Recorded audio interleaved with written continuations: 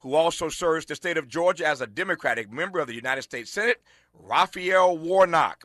We'll talk to Raphael Warnock again on the top side of Hour 2. On the B side of Hour 2, Emmy-nominated actor Oti Fagbenle talks about his roles on both Presumed Innocent and The Handmaid's Tale. We'll do that on the backside of Hour 2.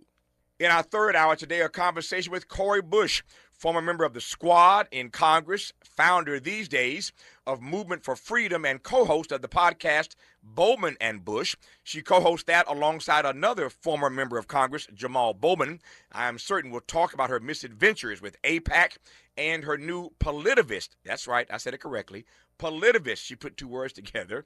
Politivist Action Committee. Anyway, Cori Bush today in our third hour. But in this first hour today, let's talk politics and more with Pulitzer Prize-winning columnist, author, and now director of the Center for Urban Journalism at Morgan State University, Leonard Pitts Jr.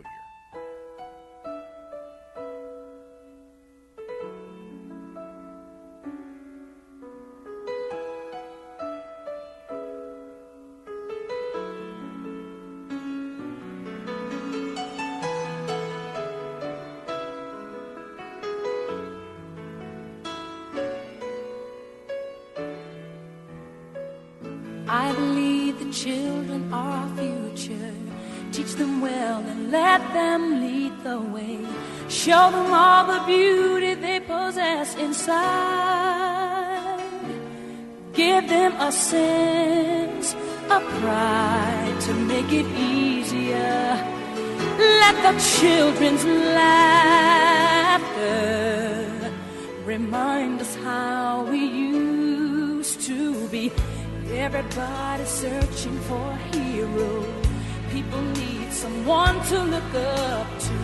I never found anyone who fulfilled my needs. A lonely place to be. And so I learned to depend on me. I decided long ago never to walk in anyone's shadows. If I fail, if I succeed, at least I live as I believe. No matter what they take from me, they can't take away my dignity. Because the greatest love of all is happening to me.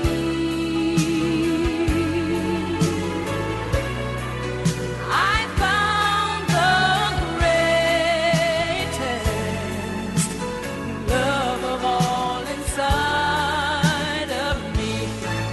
The greatest love of all. That voice. It's easy to achieve. We've been playing the best of Whitney Houston all 3 hours of our program today as we continue our celebration of June. As Black Music Month, we choose a different artist of the day and weave and bob out of these conversations with great guests like Leonard Pitts Jr. playing the best of Whitney Houston, and ain't nobody like her. As I said earlier, I still miss Whitney Houston.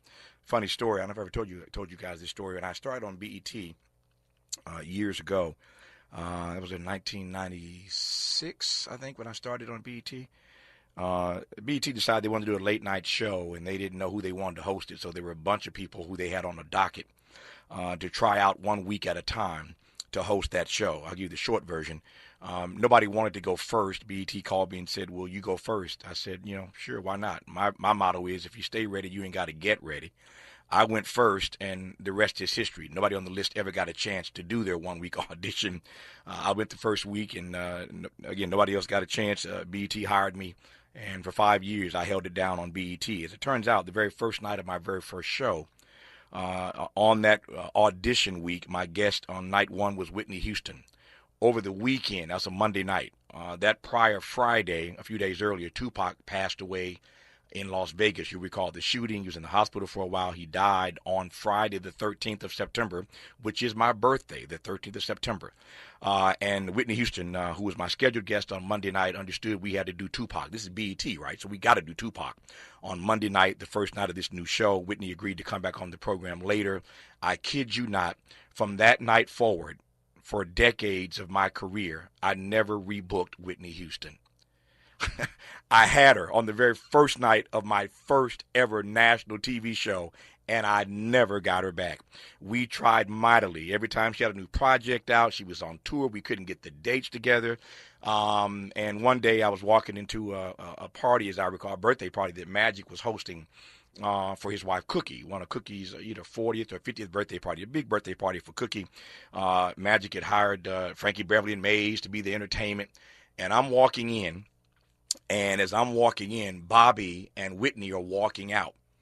And Whitney and Bobby and I, we lock eyes, and I can see Whitney's lips mouthing, "There's Tavis Smiley." And I just sunk because I had not met Whitney Houston as yet. We kept trying to get this date together, but I saw her mouth, "There's Tavis Smiley," and I just melted and went to tears. And I ran down that hallway to see Whitney Houston, and I hugged her and Bobby, and we talked for a while. And I saw her a few times, of course, thereafter, but never, ever got that interview with Whitney Houston after having to cancel her on the very first night of my very first national talk show. That's my Whitney Houston story, but I still love her all these years later. Okay, enough of that. When we come forward, I'm going to cut Leonard Pitts Jr. loose for the rest of the hour. Leonard, I'm going to tell you right now what I want to ask to give you a couple minutes to think about it while we step aside here. Everybody knows that you're the GOAT. You wrote brilliantly. I said earlier in today's program, nobody turns a phrase like Leonard Pitts Jr., then or now. Now he's writing best-selling novels, but for so long, writing, of course, for the Miami Herald with his column that for me and many others was must-read copy. He retired from that, as I said now, to write these novels, and he's the director of the Center for Urban Journalism at Morgan State University.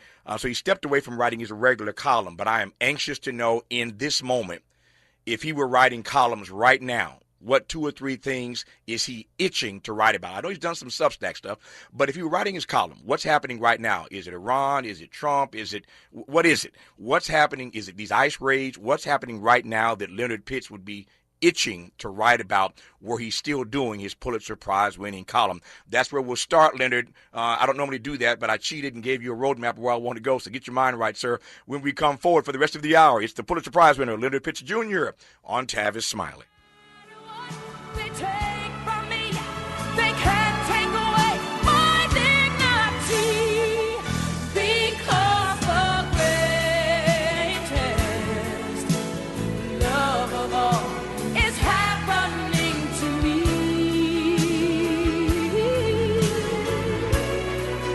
I found the greatest love of all inside of me. The greatest love of all is easy to achieve. Learning to love yourself is the greatest love of all. And if by chance that's From California to the Carolinas, everybody's listening to Tavis. More when we come forward.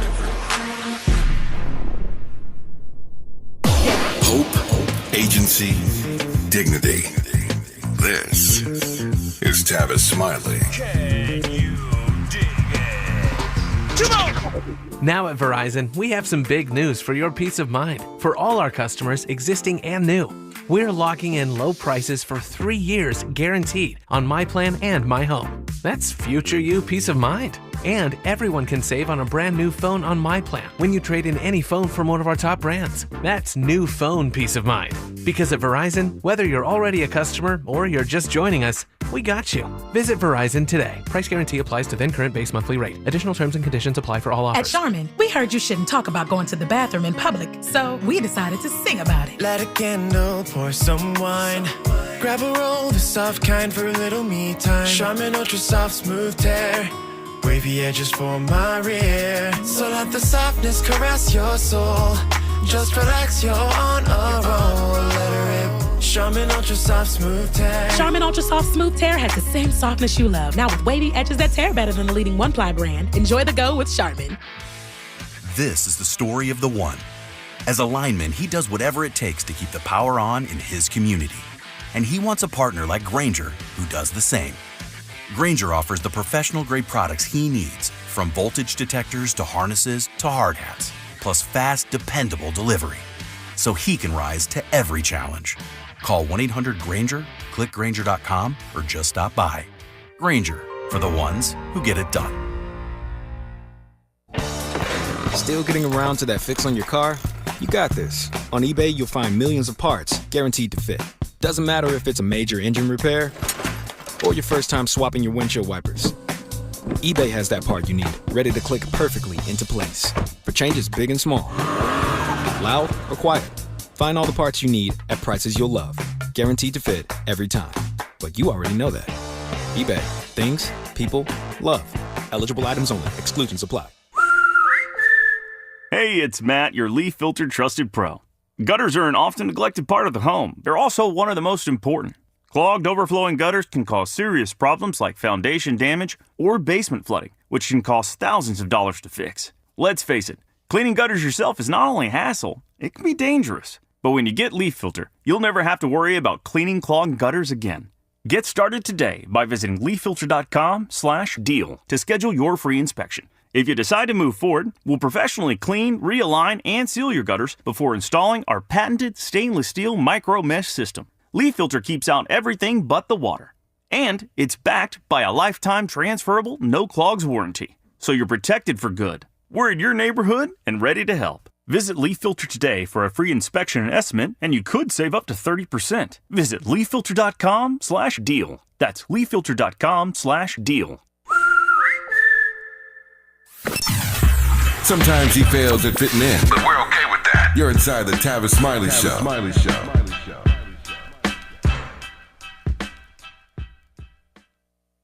More honesty than you can handle. More empowerment than you can imagine. You're tuned in to Tavis Smiley.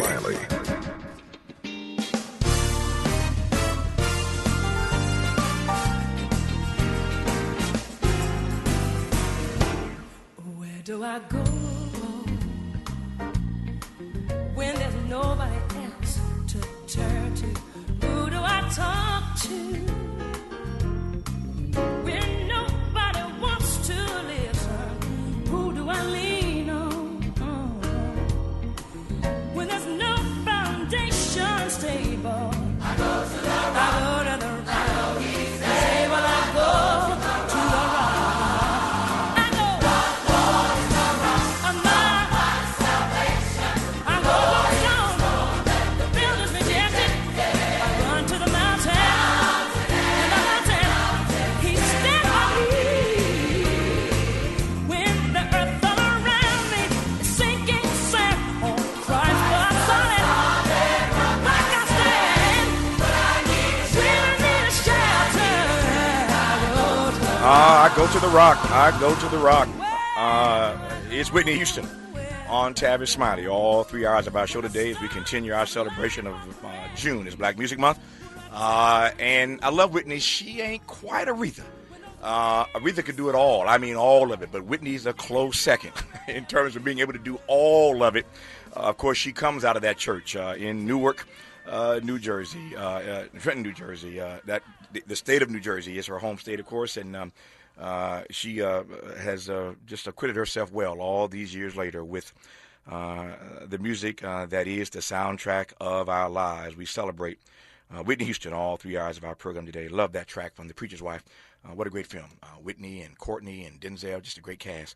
Anyway, Leonard Pitts Jr. is our guest in this hour. I appreciate his patience as we set this hour up. Leonard, it's all you the rest of the hour, sir. So I said a moment ago, as you know, that I miss your writing on the regular at the Miami Herald, and it's in moments like these, grim moments where we're wrestling with the night side of America that I wish I could turn to you as often as I did before.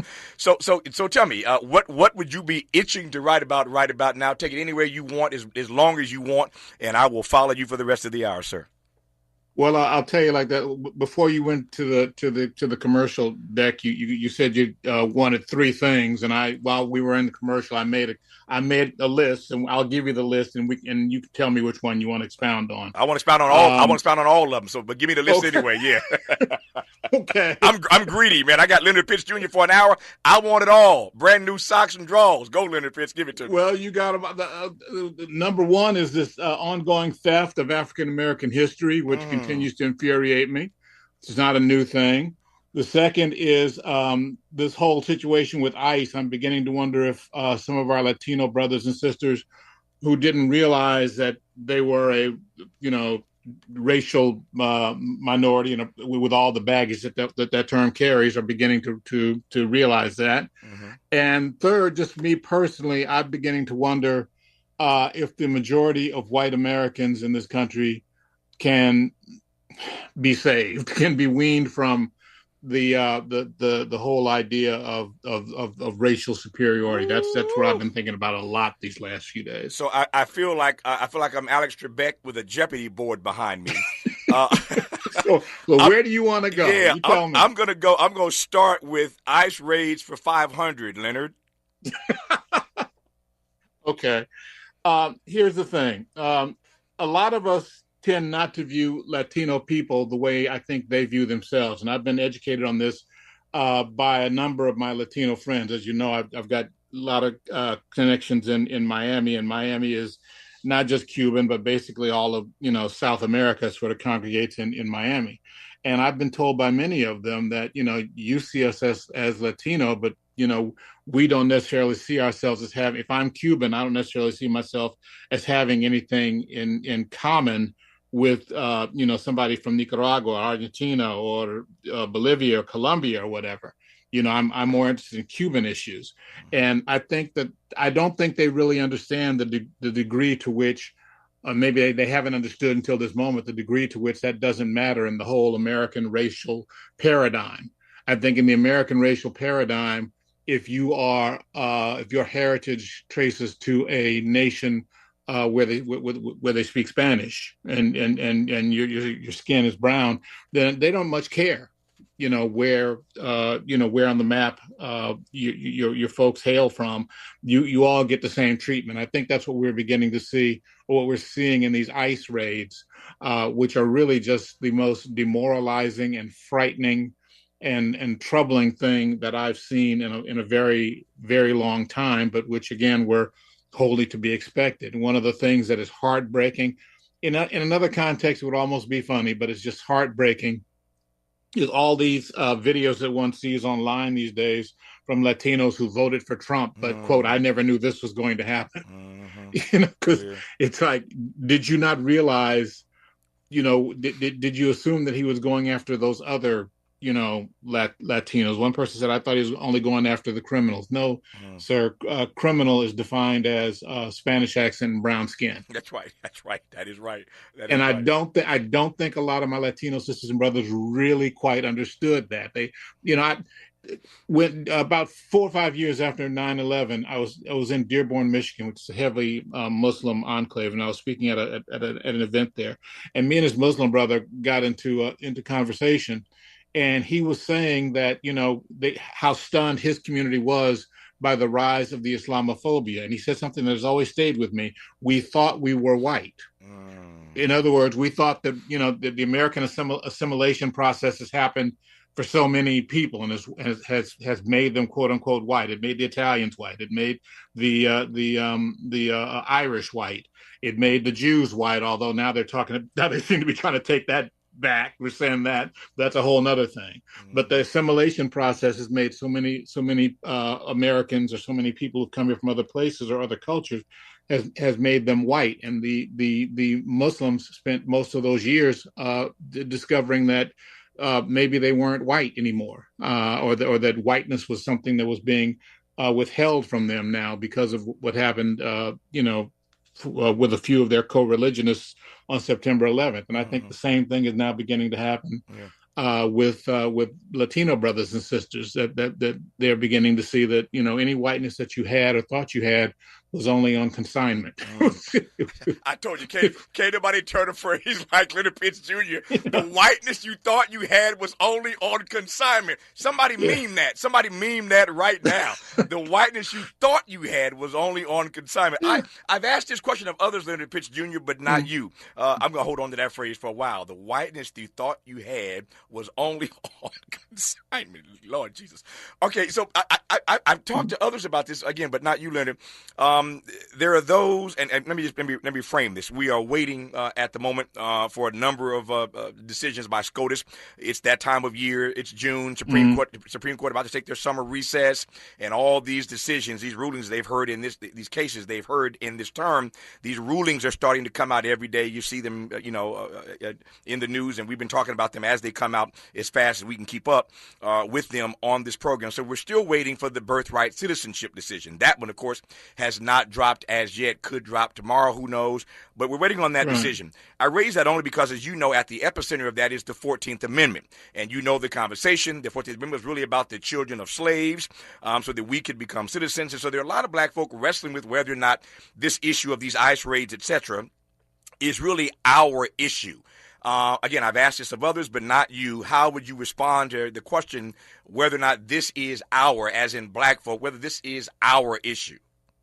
I stand with anybody who is being oppressed, marginalized, bullied, or pushed around. Yes, sir. Yes, sir. So yeah, it's my issue.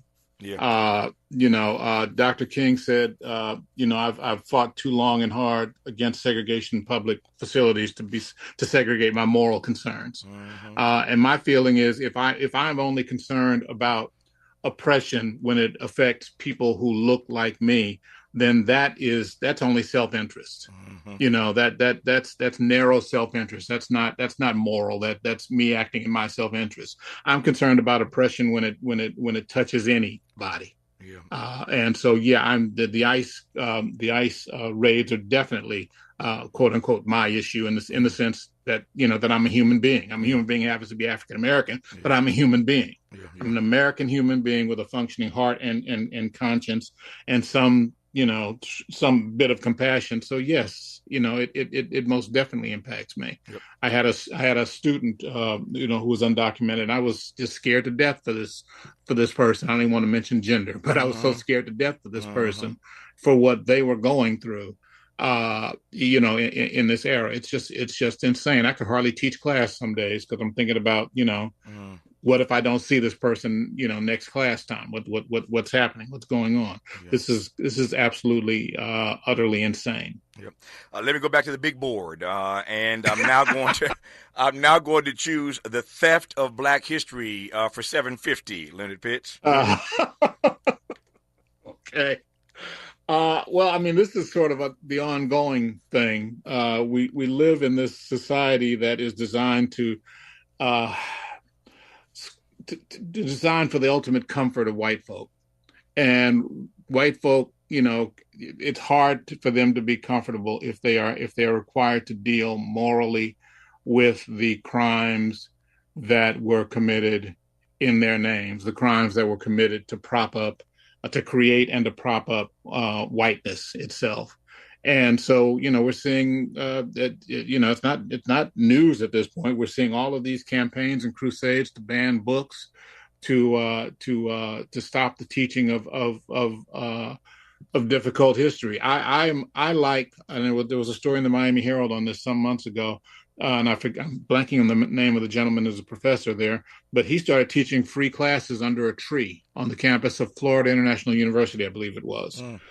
And, just whoever wants to come out Saturday morning. And, I'm a professor of history and I'll teach you about African-American history. And I think we're almost to that point where we need to be a do-it-yourself society because, they're not the schools, which it's their job to do it. They are not going to do this. They are not going to teach this because to teach African-American history is to indict and to call into question all of the things, the mythology that we live by, all the things that we've been told that supposedly make America America.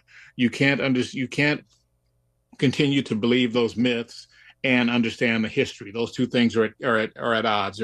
They're at cross purposes. So, I understand why people have trouble with that history, but I've always believed in the truth. I want to know the truth. Mm-hmm.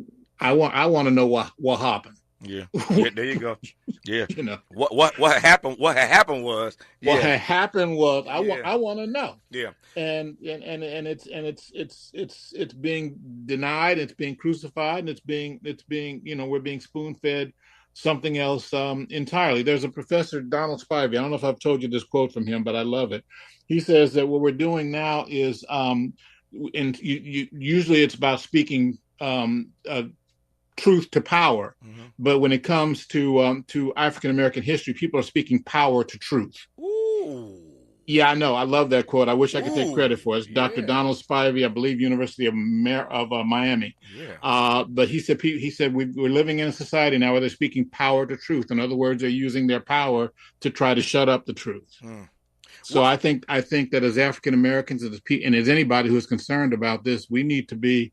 It needs to become a do-it-yourself thing. Yeah. Not to do a commercial or anything, but I'm on the board of a blackpast.org, which is an African and African American online encyclopedia.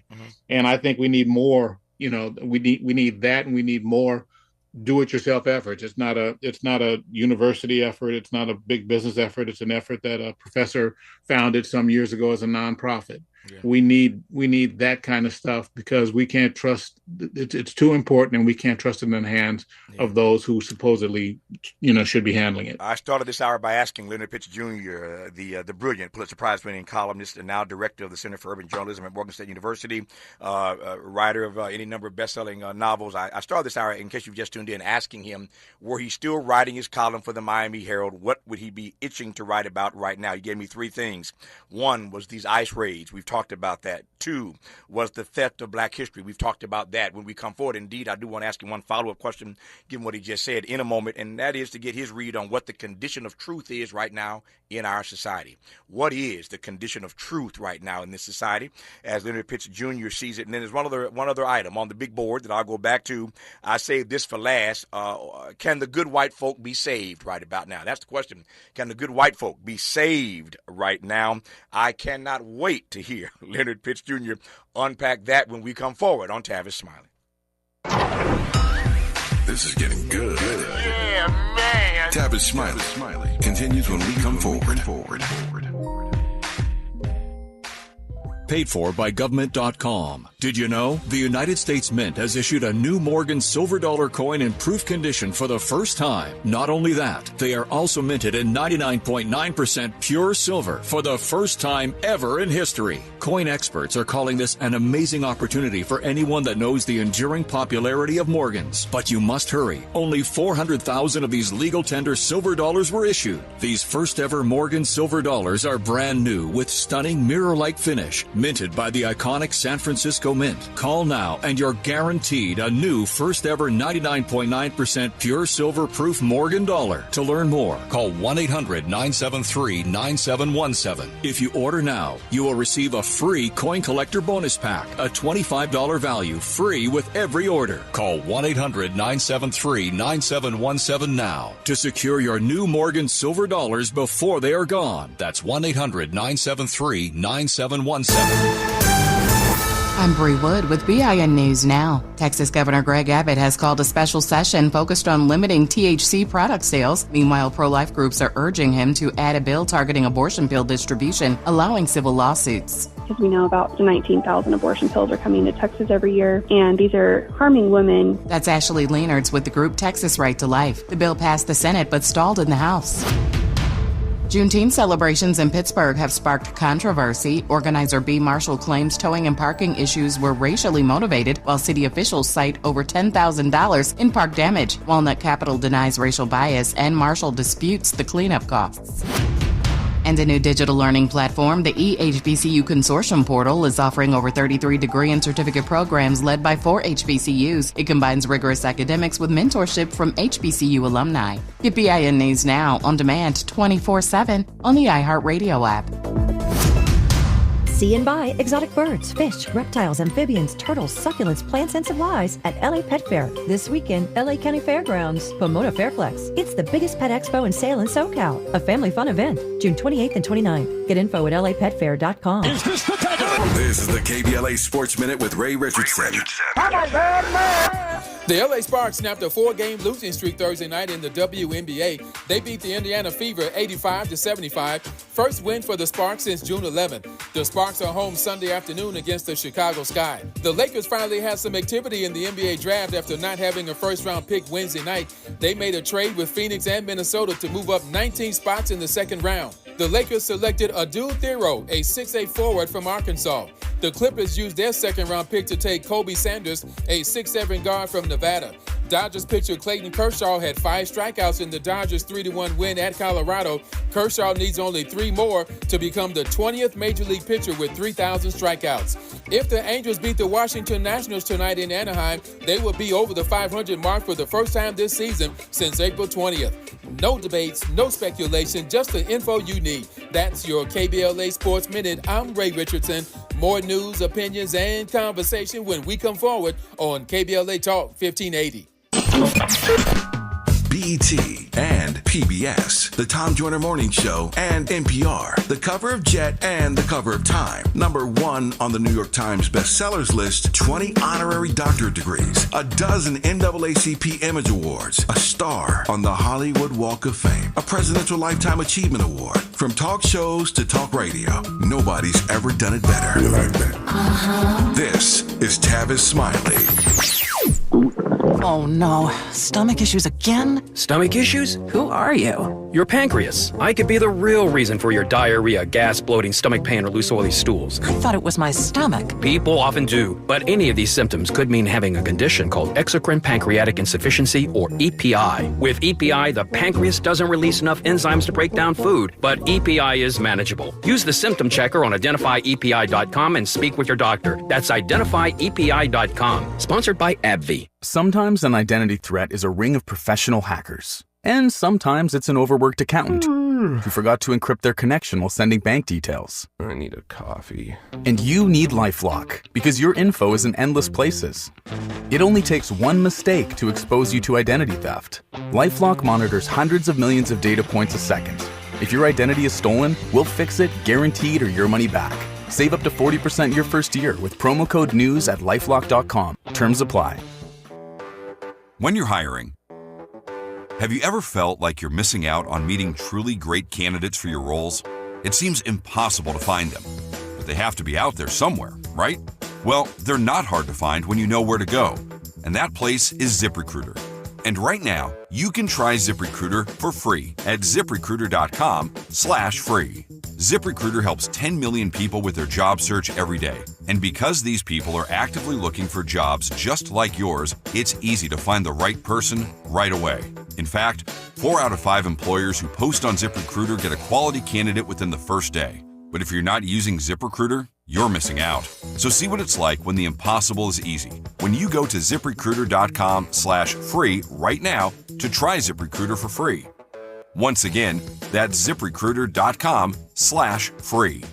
ZipRecruiter.com/free. Never miss out on great candidates with ZipRecruiter. Heard any other talk radio lately that sounds anything like this? We didn't think so. You're listening to Unapologetically Progressive KBLA Talk 1580. BET and PBS, the Tom Joyner Morning Show, and NPR, the cover of Jet and the cover of Time. Number 1 on the New York Times bestsellers list, 20 honorary doctorate degrees, a dozen NAACP Image Awards, a star on the Hollywood Walk of Fame, a Presidential Lifetime Achievement Award. From talk shows to talk radio, nobody's ever done it better. You like that? This is Tavis Smiley. Helping to make you the most knowledgeable person in your circle of friends. This is Tavis Smiley. If I should stay, I would only be in your way, so I'll go. but I know I'll think of you every step of the way.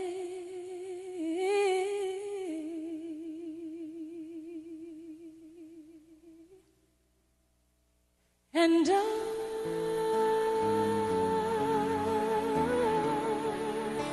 will always love you. Will always love you.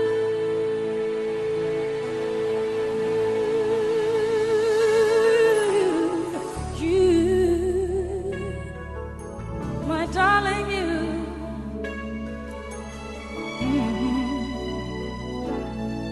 Bittersweet memories. That is all I'm taking with me. So goodbye. Please don't cry. We both know I'm not what you need.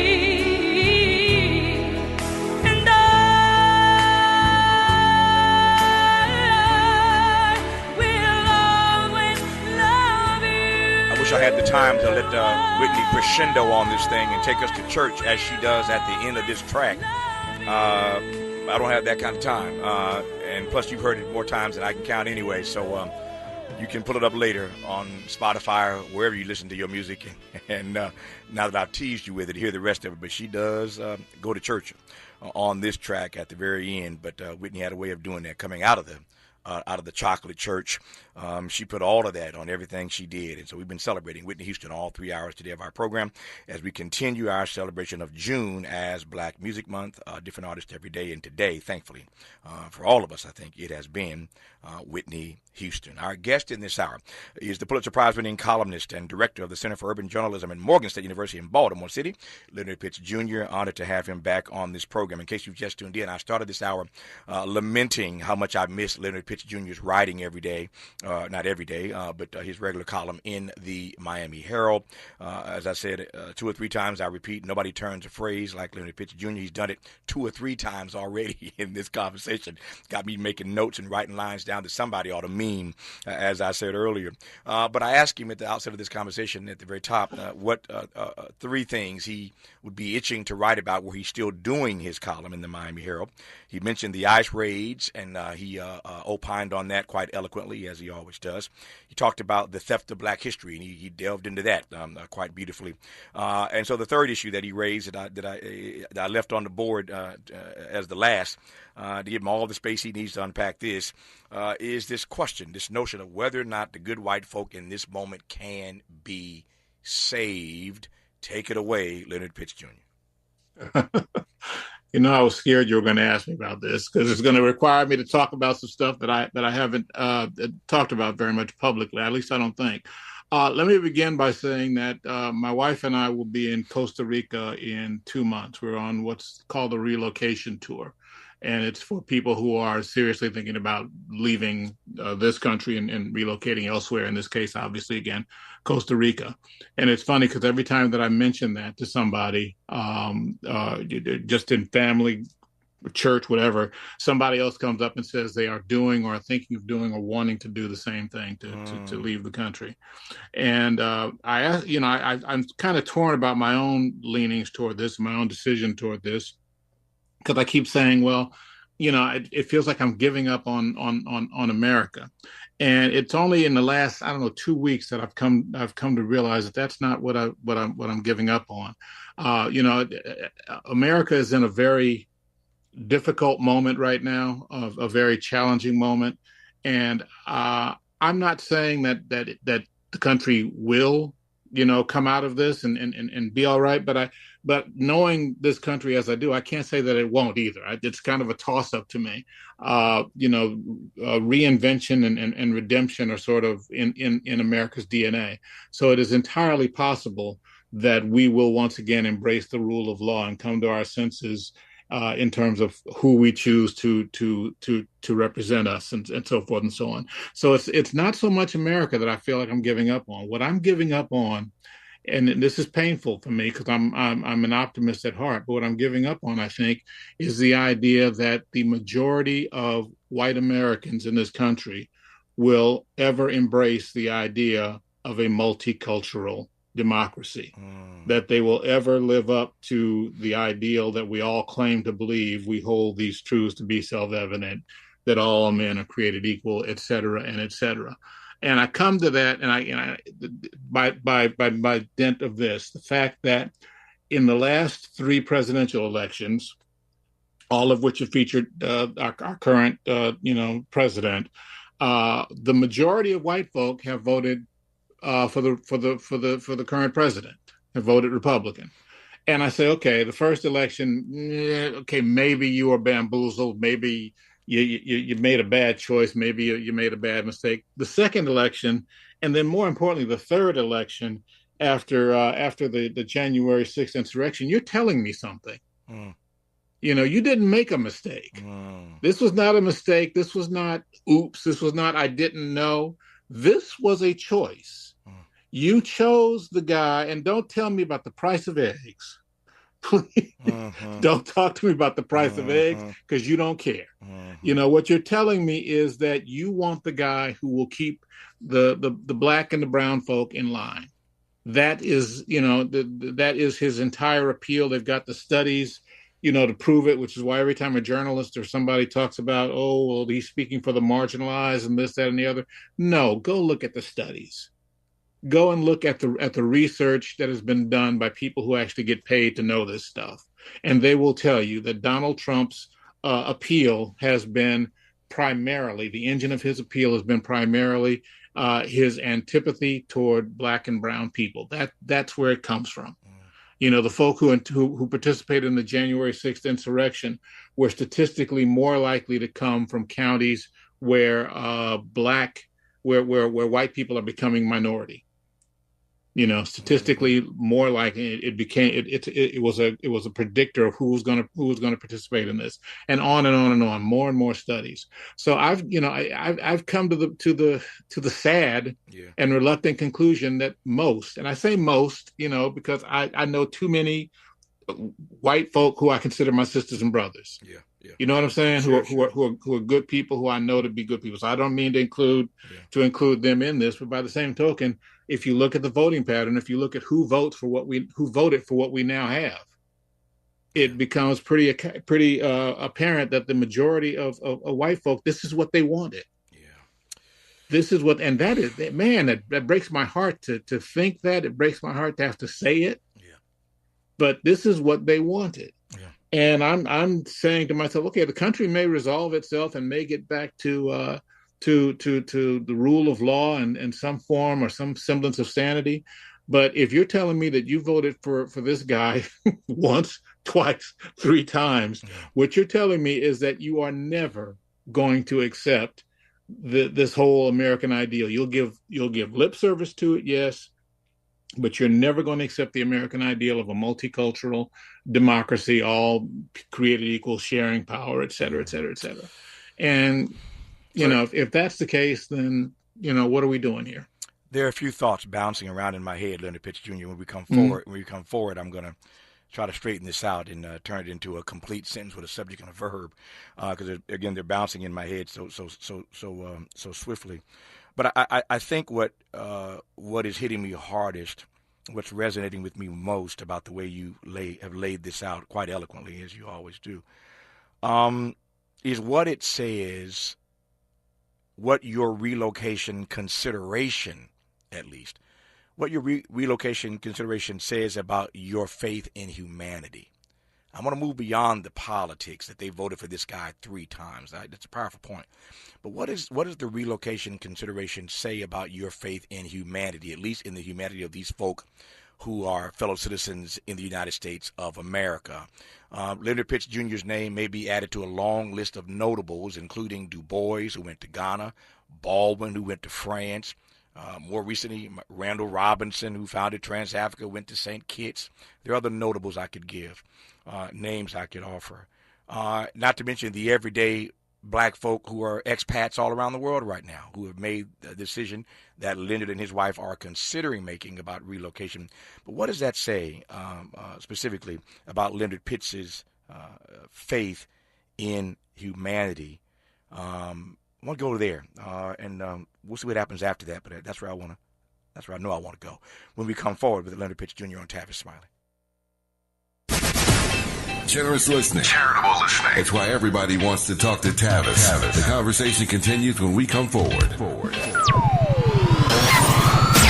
KBLA Talk 1580 is an intervention. When we come forward, includes you. KBLA Talk 1580, turning pain into power.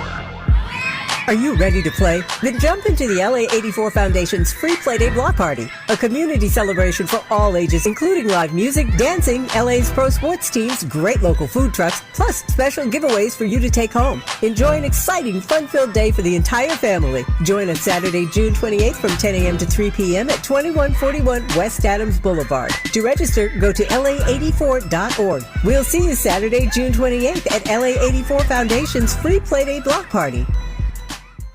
Nearly 7 million Americans aged 65 and older are living with Alzheimer's disease, also known as AD, a type of dementia that affects memory, thinking, and behavior, making everyday tasks challenging. But did you know that black adults aged 65 and older are twice as likely as white adults to develop AD? There are things you can do to help reduce your risk for developing AD. Managing conditions like diabetes and high blood pressure is crucial. Staying physically active, maintaining social connections, eating a healthy diet, and keeping your mind engaged with activities like reading or puzzles can all contribute to brain health. It's also important to recognize some common signs and symptoms of early AD, such as forgetfulness that causes problems with everyday life, asking the same question a few times in a row, and difficulty concentrating on basic tasks. If you see these signs in yourself or a loved one, don't wait. Early diagnosis and intervention are key to managing AD effectively. To learn more about AD and a potential treatment option, visit treatalzearly.com. That's treatalzearly.com. This message is brought to you by AZI.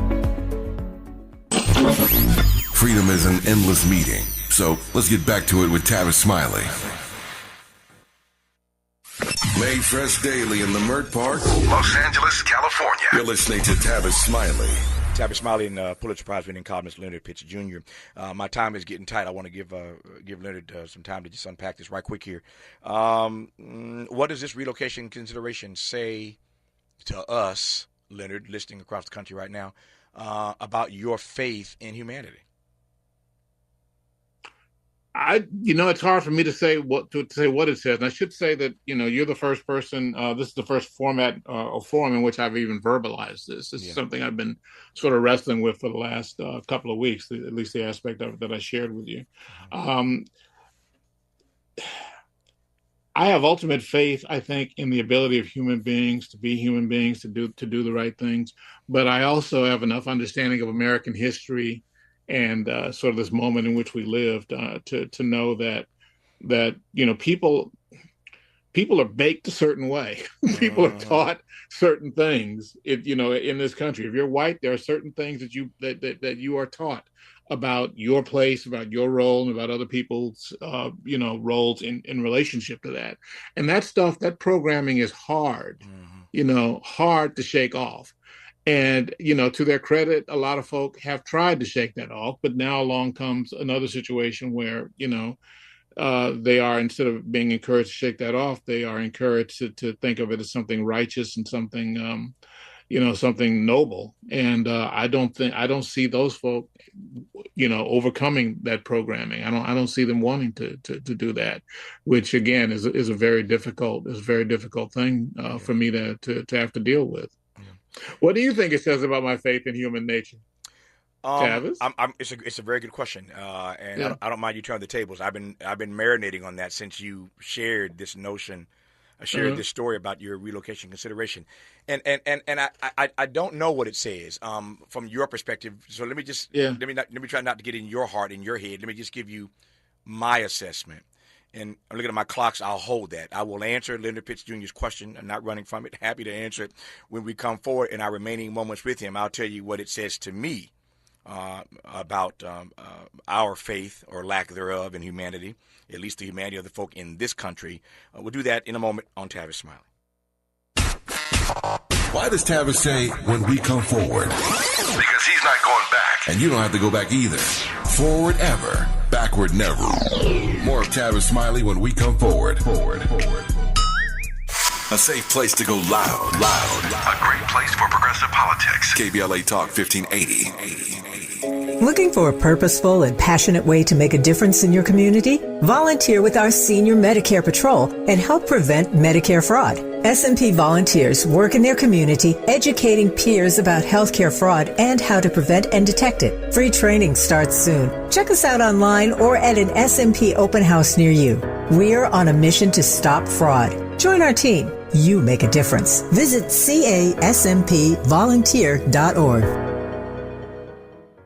Protect yourself from Medicare card scams. Scammers may call, email, or even knock on your door claiming they need your Medicare info, asking for money or threatening to cancel your benefits. Don't fall for it. It's a scam. Remember, Medicare doesn't need to verify your information. They already have it. Medicare won't charge you for a new card and will never threaten to cancel benefits. Check your Medicare statements for suspicious charges and report scams to the California Senior Medicare Patrol at 1-855-613-7080. We're here to help. Sometimes he fails at fitting in, but we're okay with that. You're inside the Tavis Smiley Show.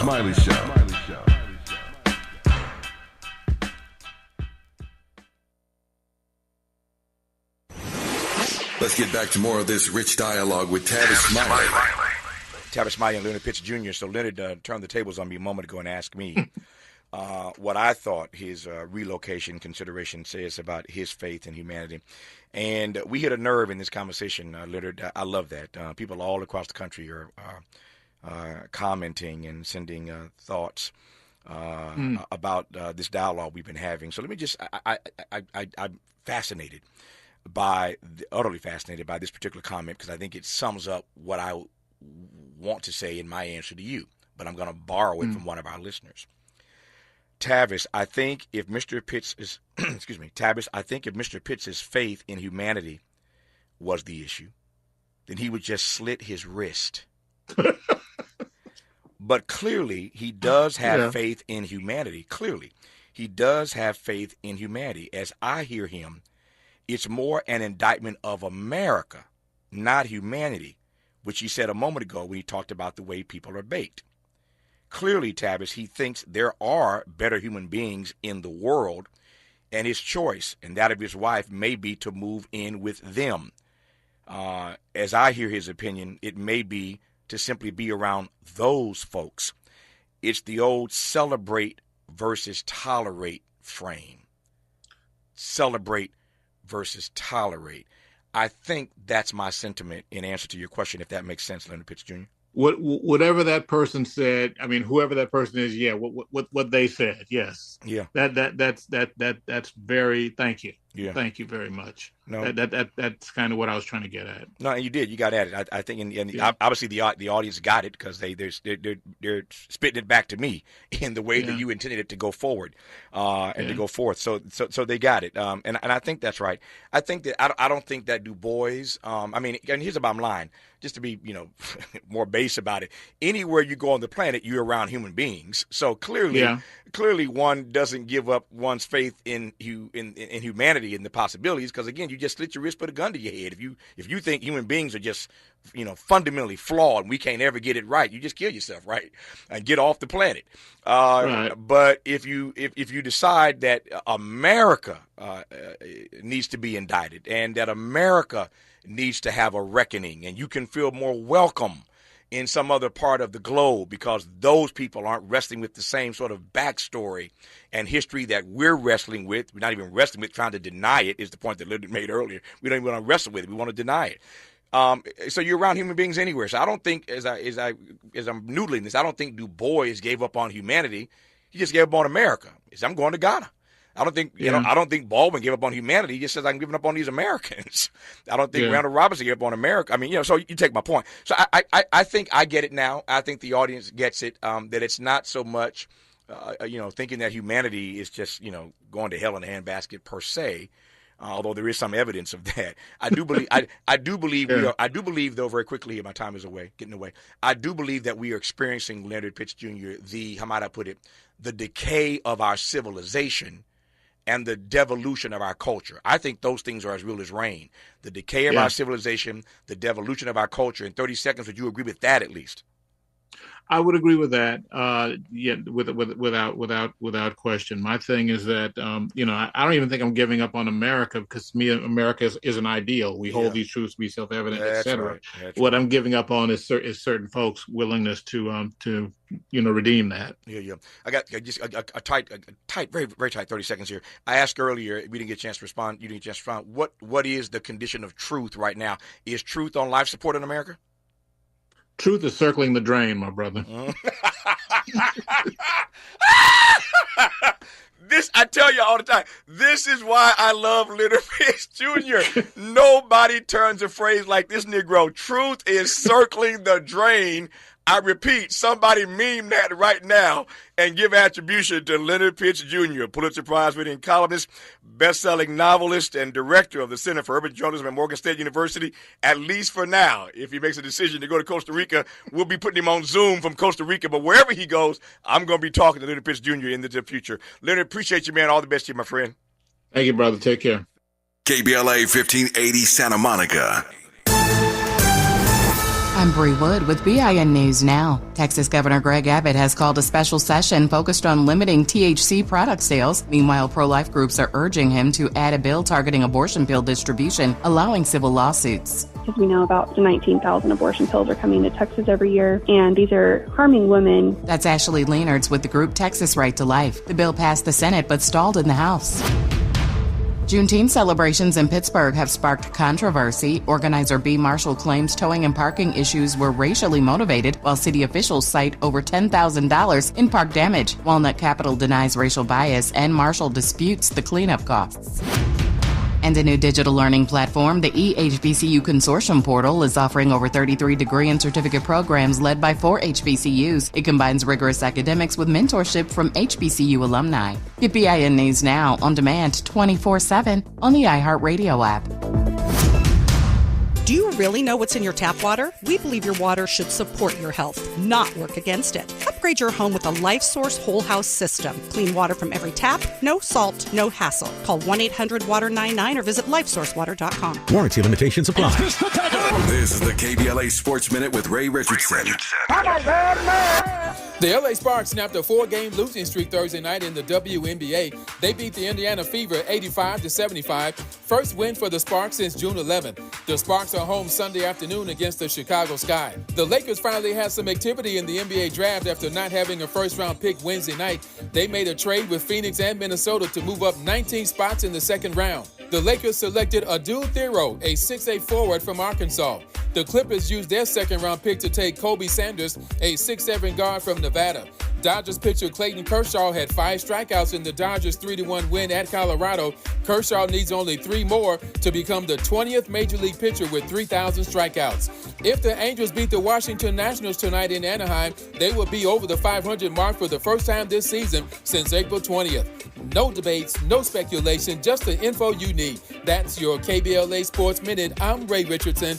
More news, opinions, and conversation when we come forward on KBLA Talk 1580. Hey, man. Hey, what's up, What's the station you listening to? Oh, man, you don't know? That's Talk Radio. KBLA 1580 AM. Check it out. 1580 KBLA AM. 1580 Talk Radio. Progressive. At KBLA Talk 1580, we're celebrating our 4th anniversary, and this track right here is the gift one of our devoted listeners presented to us. Where you get some information, get a true education to know. Ooh, yeah. 1580. How cool is that? Having a member of our KBLA delegation write us a song Stop it! Our listeners love us and there ain't nothing we can do about it. Wouldn't want to. Thanks to Cardell and everybody else for turning on KBLA Talk 1580. We love you right black.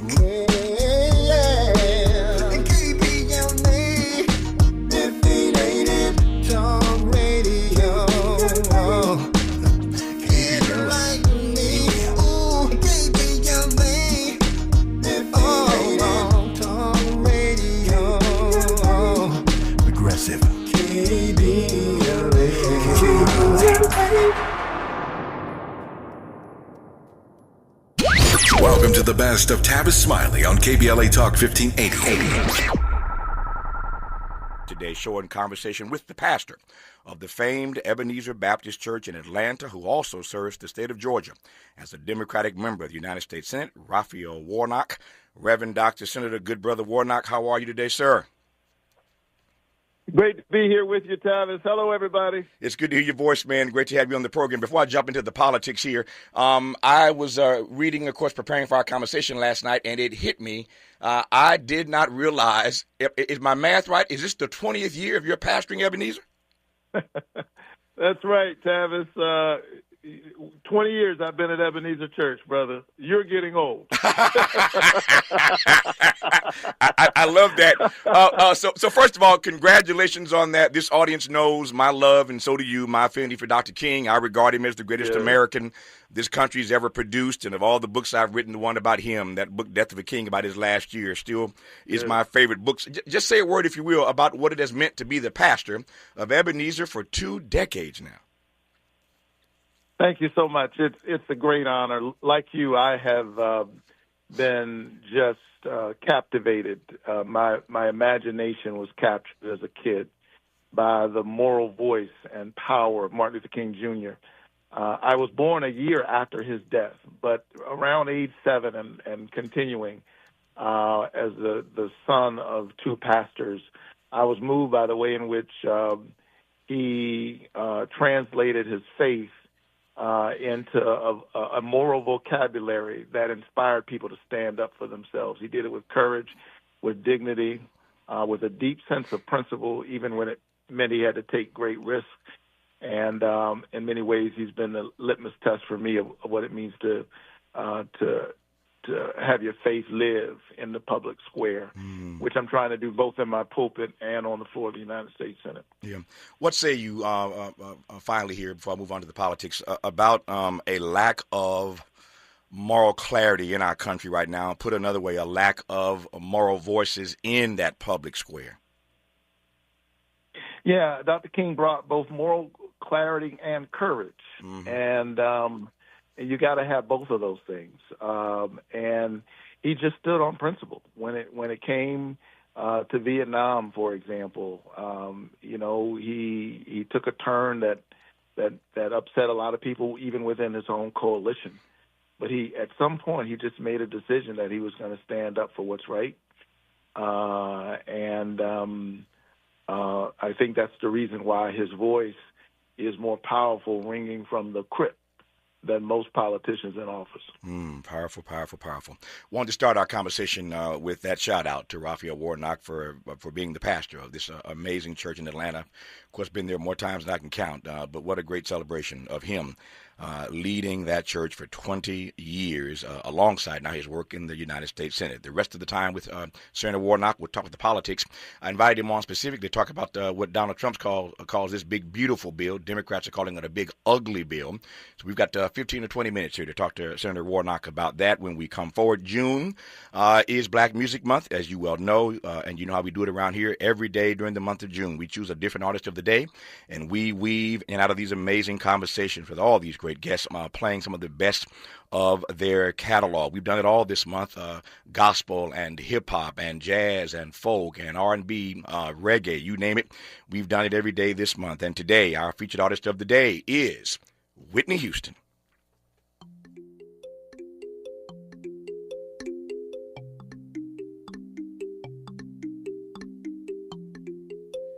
Friday night, you and your boys went out to eat.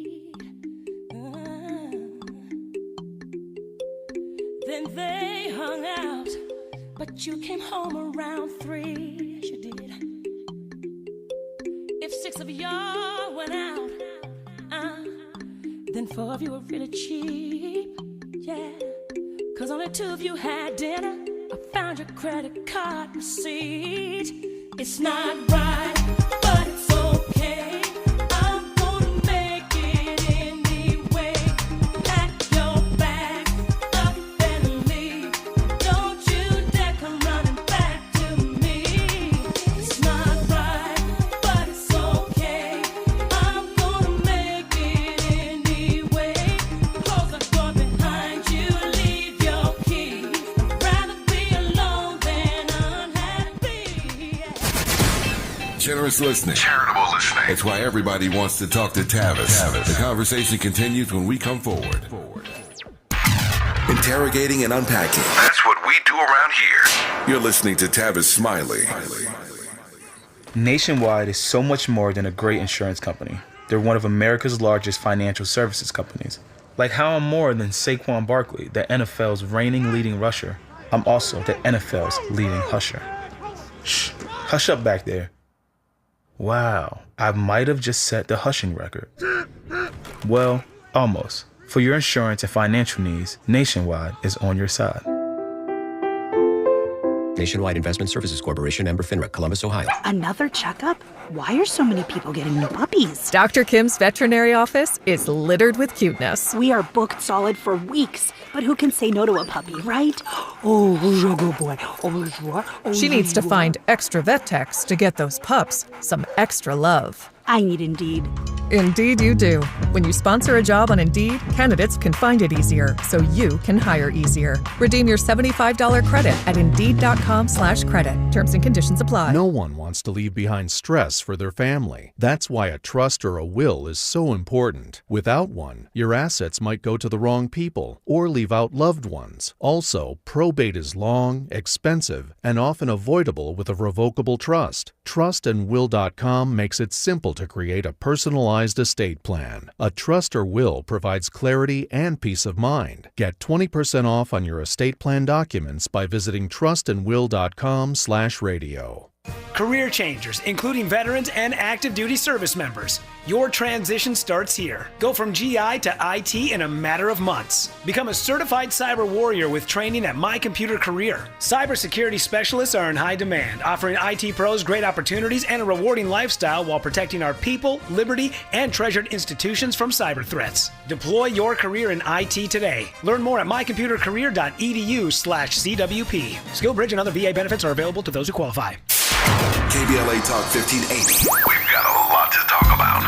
KBLA Talk 1580 reminds you that we keep us safe. Every girl deserves a chance to shine. That's the belief behind Forgiving for Living, Inc. Since 1999, this organization has been empowering at-risk girls ages 13 to 18, helping them overcome behavioral and mental health challenges. Founder Wendy Gladney's personal journey inspired the mission to give girls hope and purpose through the power of forgiveness. Through their ambassador program, workshops, and annual conference, Forgiving for Living has touched over 3,000 young lives, providing mentoring, life skills, training, and tools for building self-esteem and confidence. You can make a difference. Visit forgivingforliving.org to donate, volunteer, become a mentor, or find help for a young girl in need. Forgiving for Living, Inc., building brighter futures for young girls. Visit forgivingforliving.org today. This is a community call to action from KBLA Talk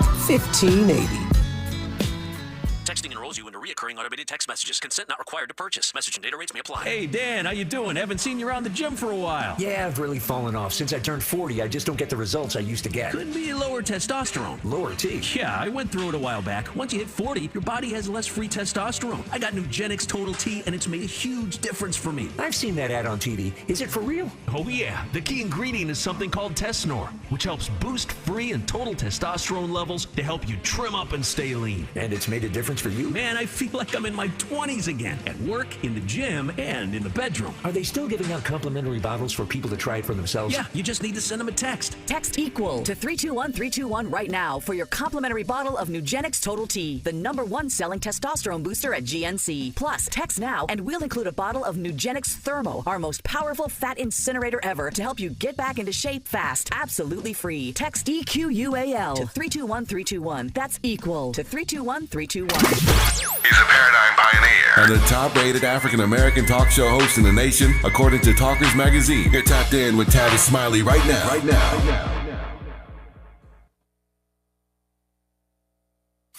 Made fresh daily in the Mert Park, Los Angeles, California. You're listening to Tavis Smiley.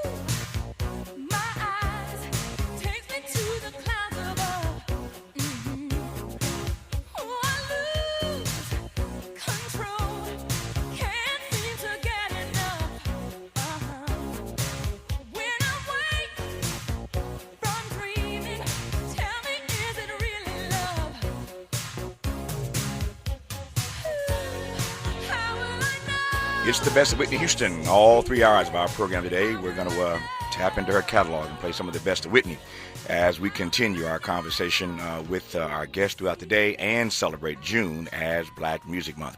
We're honored to have her as our leadoff guest today, U.S. Senator Raphael Warnock. Senator Warnock, it appears that this bill that Trump calls his big, beautiful bill is shrinking in the Senate. Tell me more, sir. Well, the big, ugly bill has run into a big snag, as you point out. The parliamentarian is stripping parts of the bill that she says is not eligible for this process called reconciliation that they're trying to pursue here in the Senate. It's a strictly partisan approach to things. Both parties do it. They have a trifecta, and so they're trying to pass this big, ugly bill through both houses of Congress and then for the president's signature. What your listeners need to know is that this is the largest transfer of wealth in our country from the bottom to the top. This is Robin Hood in reverse. They are wanting to cut some $800 billion out of Medicaid.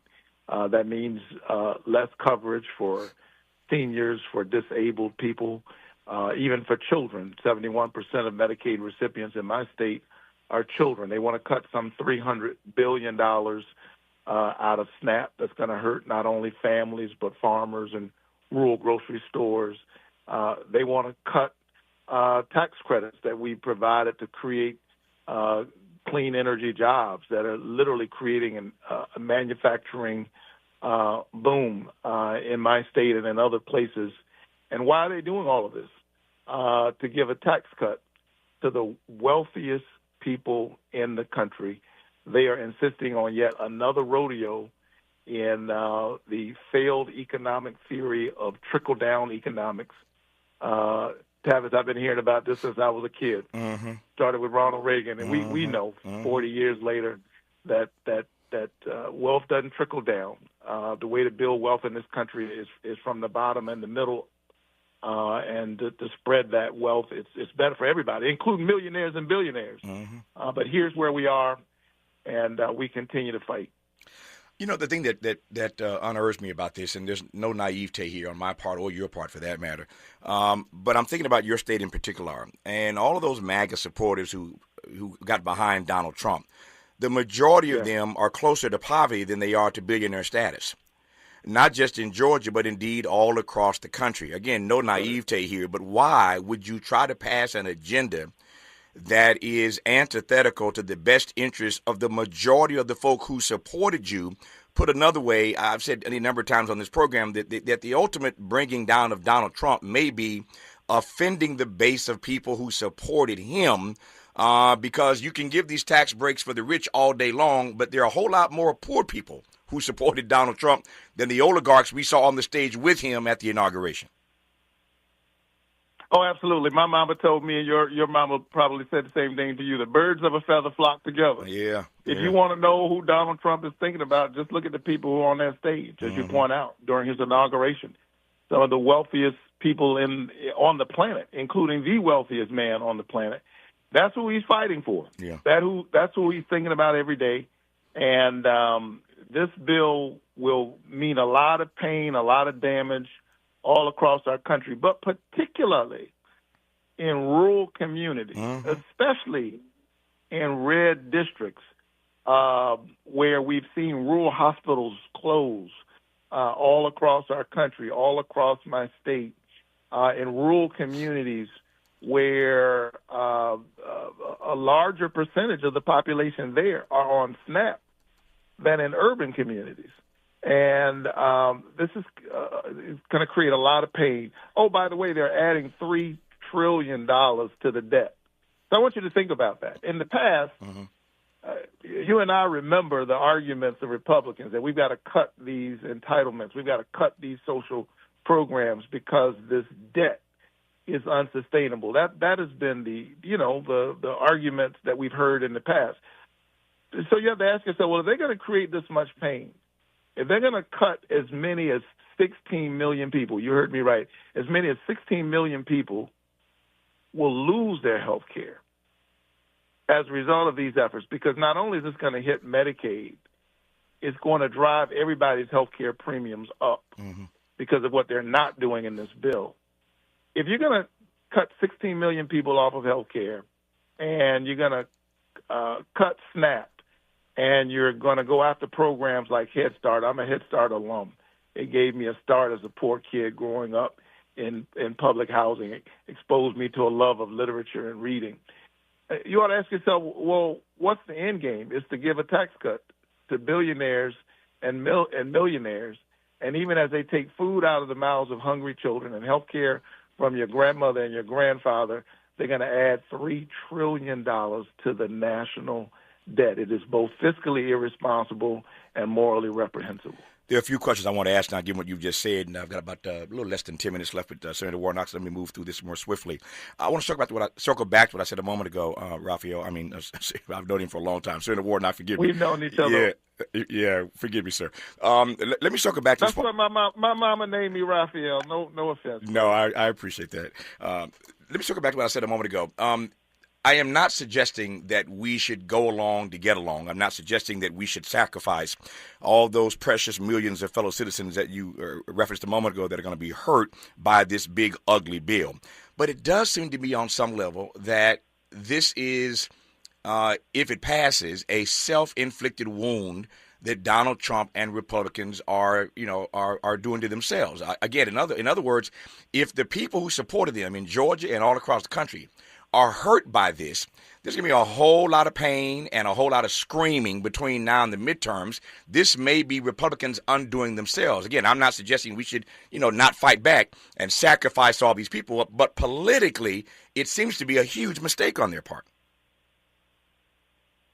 Listen, Donald Trump was hired by the people of my state. They elected me and they elected him. They elected him to lower their costs. I mean, that was the message of the campaign. Exactly. We're gonna lower your costs, and I just want people to think about what Trump has done over the last 6 months. He hasn't done a single thing that would lower your costs, that would lower your grocery costs, that would lower your health care costs. In fact, he's added a 10% tax on everything through these tariffs. And so the people have gotten a bad deal, and I think folks are already experiencing buyer's remorse. Now, they're doing this again, and I don't want to bore the listeners through, the intricacies and tactics of Senate procedure. But they're doing this through reconciliation, which you can do when your party has the House, the Senate, and the White House. So what I'm telling you is this is all Republican votes anyway. Sure. And they can pass this without a single Democratic vote. And we're certainly not going to support this. But what we are trying to do is to help people to understand what this bill is and what it's going to do. It's going to create a lot of hurt and a lot of pain. How do, and I'm glad you went there, in a moment like this, how do Democrats in the Senate, or for that matter in the House, how do you fight back? Oh, I think we're fighting back right now, and it's having an impact. Let me just say this: we are raising the questions in our committee hearings. We're talking about it. I'm here talking to you about it because there are a lot of Republicans who are in swing districts. They got to stand before their people in a few more months. Have you noticed a lot of them have been ducking and hiding? They don't even want to hold town hall meetings for good reason, because this bill is very, very unpopular. So we will continue to push back. I'm going to introduce several amendments to this bill later this week or whenever they get around to introducing it. I don't know. They've run into a snag right now. I don't know if it'll happen this week or not. But I'm going to raise several amendments, as I did at the beginning of this process. One amendment I raised to the bill, I said, well, since you all are saying that this is about waste, fraud, and abuse, and you claim that you're not going to cut coverage, why don't you roll that language into the bill? So I offered a very simple amendment, Tavis. I said, let us commit here tonight that you will not cut people's coverage, even as you go after so-called waste, fraud, and abuse. As you might imagine, that amendment got voted down by the Republicans because they know the math ain't math, and you can't cut $800 billion out of Medicaid without hurting a lot of seniors, disabled people, and children. Yeah. Let me circle back to where we started this conversation in the few minutes I have left here. I started out congratulating you, and I did so sincerely. Just mind-boggling last night to realize it had been 20 years since you took over as the pastor at Ebenezer. You're right, I am getting old. But what does it mean for you to be in the Senate, trying to honor his legacy through your storied work and witness, and to be still talking about this issue of poverty? Yeah. Well, like Dr. King, I'm a Matthew 25 Christian. Yes. Where Jesus said, I was hungry and you fed me. And in one instance, he says, he says it in two ways in that same passage. He said, I was hungry and you didn't feed me. I was sick and you didn't visit me. You didn't give me any health care. When, Jesus, were you hungry? When were you in prison? When were you an immigrant? When were you sick? He said, inasmuch as you've done it unto the least of these, my children, you've done it also unto me. So that's been my North Star. That's what has guided my ministry some 20 years at Ebenezer Church. And as we are going through this process, I'm now in the Senate, Tavis, but the last time a Trump administration was trying to push through a very similar bill, the year was 2017. I was not in the Senate. I came, though, during that debate, and I came as a pastor, as an activist, along with other pastors. And we were praying and singing in the rotunda of one of the Senate buildings, bearing witness against this bill, because as I said then, and I continue to say, a budget is not just a fiscal document, it's a moral document. Show me your budget, and I'll show you who you think matters, who you think is dispensable. And if this budget that they're trying to pass were an EKG, it would suggest that America, at least my Republican colleagues, have a heart problem, and they are in need of moral surgery. And so I came to the Senate back in 2017 when I wasn't a senator to bear witness against the last terrible reconciliation bill that the Trump administration was trying to push. They were trying to cut health care then. They were giving a tax cut to millionaires and billionaires on the backs of the poor then. And the Capitol Police said, if you don't disperse out of the rotunda, we'll have to arrest you. And what they didn't know was that I had already been arrested. My mind and imagination had been arrested by the vision of Dr. King, by his commitment to the beloved community, by his strive, particularly in those last couple of years, for the poor and the Poor People's Campaign. My imagination had been captured by the ethic of the scriptures that I preach every Sunday. And so they arrested me that day, And I thought it was a small price to pay, standing up for the things that I believe in, and I'm deeply honored now to be here in the Senate. That day I was fighting on the outside. Today I'm fighting on the inside, but it's the same fight. And we continue to soldier on. I got a tight 60 seconds, and so do you. You got to get back to work in this last quick 60 seconds. This War Powers Act is coming up for a vote in the Senate. Democrats were left in the dark. Everybody left in the dark about this attack on Iran. Can you say anything about your thoughts, at least on the War Powers Act vote? Well, I got the news as everybody else. I was giving a speech when I heard that that the president had decided to bomb Iran. Let me just say that sending our young people into war is the gravest of responsibilities for an American president. This president has not explained to us why that action was necessary right now, and he owes the people a greater explanation. And there is a distinct role for Congress here. I'm going to a briefing in just a few minutes. Because I got a whole lot of questions about why we're here. As do we, sir. So when you get answers, please share them with us. He is U.S. Senator Raphael Warnock from Georgia, and again, now 20 years as the pastor of Ebenezer Baptist Church in the city of Atlanta. Senator, thanks for your time. We'll do it again, sir. Have a great rest of your day. Bless you, brother. Stay strong. More of Tavis Smiley when we come forward. Why does Tavis say when we come forward? Because he's not going back. And you don't have to go back either. Forward ever, backward never. More of Tavis Smiley when we come forward. The station you turn to when you've had it up to gear with cultural incompetence. KBLA Talk 1580. I'm Bree Wood with BIN News Now. A push in Congress to keep AM radio in all cars is gaining steam. Led by Texas Senator Ted Cruz, the bill now has 17 Texas co-sponsors. The automakers all come together and say, you can't turn it on because we're not going to put it in your car. You don't have the right to choose. Cruz says it protects consumer choice after automakers moved to drop AM over tech concerns. Ford has since reversed course. After Democratic Socialist Zohran Mamdani won New York City's mayoral primary, the black mayor of Dallas, Texas, Eric Johnson, now a Republican, invited New Yorkers to move south. In a post on X, Mayor Johnson touted Dallas as pro-police, pro-business, and pro-American dream.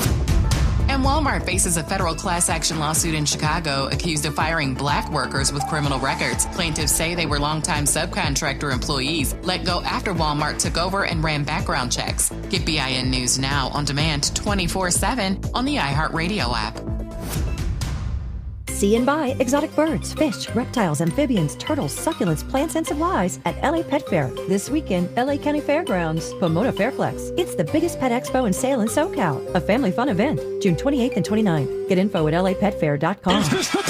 This is the KBLA Sports Minute with Ray Richardson. The LA Sparks snapped a 4-game losing streak Thursday night in the WNBA. They beat the Indiana Fever 85-75. First win for the Sparks since June 11.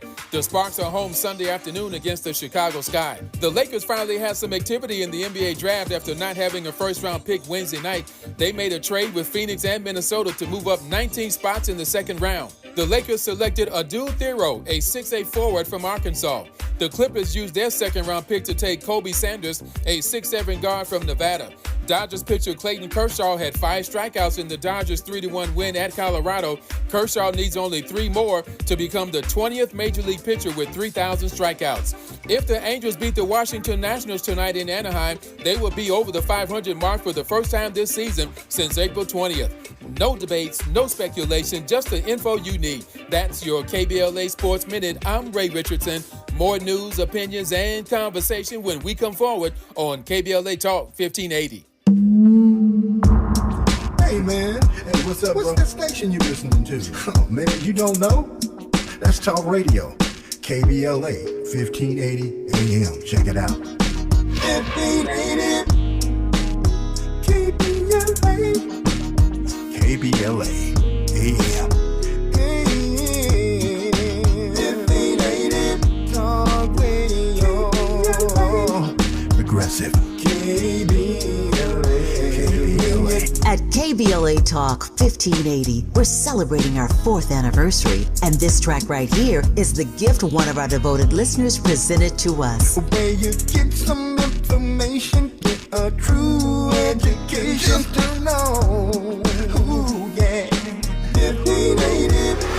How cool is that? Having a member of our KBLA delegation write us a song. Stop it! Our listeners love us and there ain't nothing we can do about it. Wouldn't want to. Thanks to Cardell and everybody else for turning on KBLA Talk 1580. We love you right black.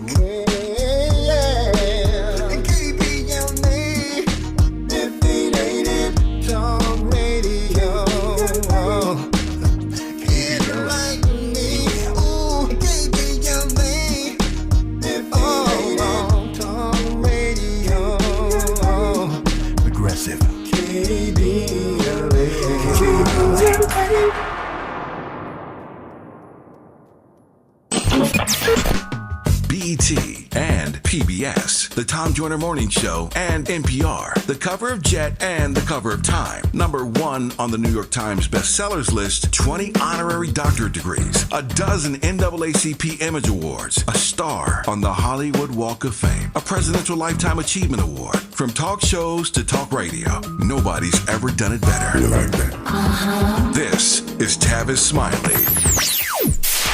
KBLA Talk 1580. We've got a lot to talk about. KBLA Talk 1580, connecting you with services and solutions. The Los Angeles Regional Food Bank is on a mission to fight hunger and provide nutritious food to those in need across our community. They partner with federal, state, and local programs advocating for better policies and funding for critical hunger relief programs like Cow Fresh, the Emergency Food Assistance Program, and the Child and Adult Care Food Program. The food bank works with coalitions and local representatives to make sure hunger is addressed in every district of LA County. They also run nutrition education campaigns, raise hunger awareness, and source nutritious food for distribution, all while supporting regulations that allow food pantries to operate safely. Want to help? Visit lafoodbank.org or call 323-234-3030 to volunteer or find a food bank near you. Together, we can ensure that no one goes hungry in Los Angeles County. This is a community call to action from KBLA Talk 1580.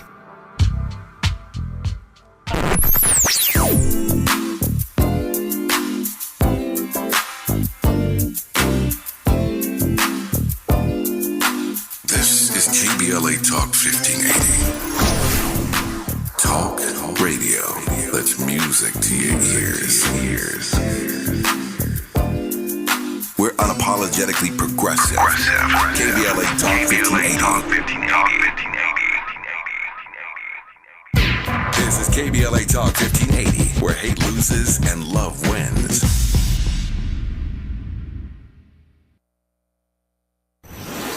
Let's get back to more of this rich dialogue with Tavis Smiley.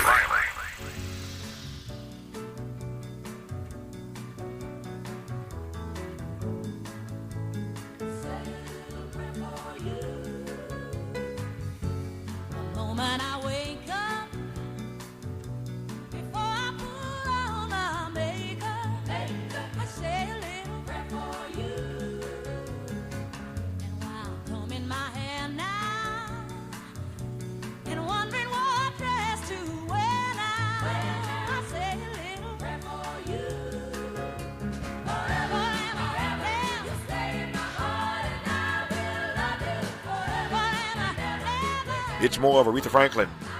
We have chosen her as our artist of the day as we continue our celebration of June as Black Music Month. And so she is our featured artist today. So all 3 hours of our program, weaving in and out of these conversations, we are playing some of the best of the Queen of Soul, Aretha Franklin.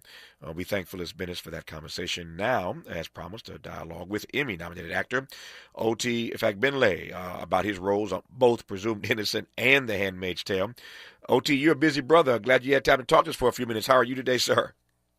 Oh, I'm blessed and highly favored. Thanks for asking. I'm really happy to be here. No, it's good to have you on the program. I suspect I want to start with The Handmaid's Tale. Let me play some sound from that first, and we'll jump straight away into our conversation. This isn't even about us. This is about you and what you want. What are you talking about? What are you talking about? I wouldn't even be here if I didn't have to come rescue you. Oh, yeah? Then go back to Alaska. The truth of it is, you want to go in. You want to fight. But I built this plan from the ground up, okay? I'm gonna deliver my bombs to the locations I picked. This is my chance to fight for Hannah.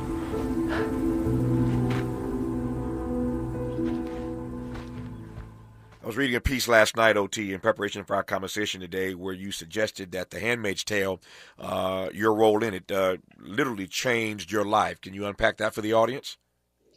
Oh, I guess it changed my life in so many different ways. I mean, first of all, you know, as an artist, you dream of working with people that inspire you, people that are better than you, geniuses of the game. And because it ups your game, it allows you to expand as an artist. And The Handmaid's Tale is one of those rare opportunities where I got to work with not just some of the best in the industry ever, but also on a piece of work which has political and social and, you know, ethical ramifications and meaning. And so, you know, that's just one of the many ways that it kind of changed me and helped me grow. Yeah, tell me more about, I think every one of us can relate to this.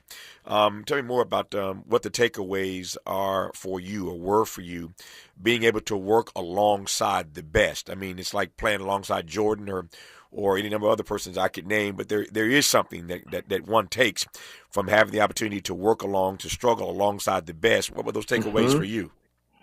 Yeah, no, that's absolutely right. And it's one of the things I say sometimes that Elizabeth Moss, who's the lead of The Handmaid's Tale, I say, you know, she's a Jordan, and I'm very happy to be a Pippin alongside her.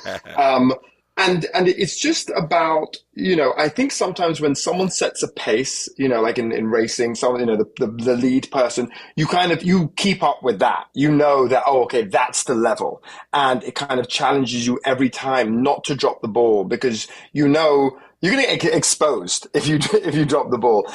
That, and, you know, I'm a writer, a director as well. And so I was given the opportunity to shadow the executive producers. I got the opportunity to shadow the directors, to go into the editing room, to spend time with the writer's room. And so in terms of like the breadth of my artistry, I got to really kind of sit down and have an apprenticeship in these rooms, which are really special. Yeah, I love that word artistry, and I'm not so sure that we use that word in the ways that we should these days. But I mean, certainly you are an artist, but that word artistry just jumps out at me. When you use that word, unpack your meaning of it and why that word resonates with you, your artistry.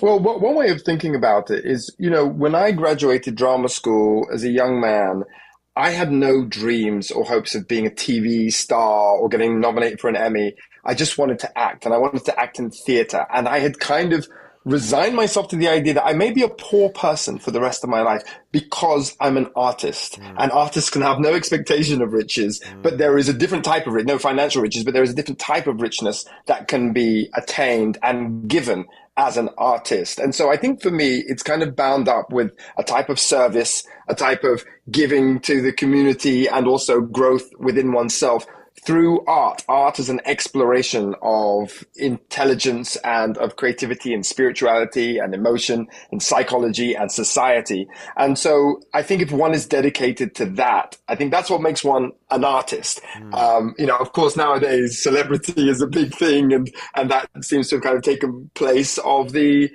hierarchy between an artist and a celebrity. But for me, an artist is someone who has those kind of inclinations. Since you went there, let me follow you. Does celebrity these days, to your point, does celebrity trump artistry these days?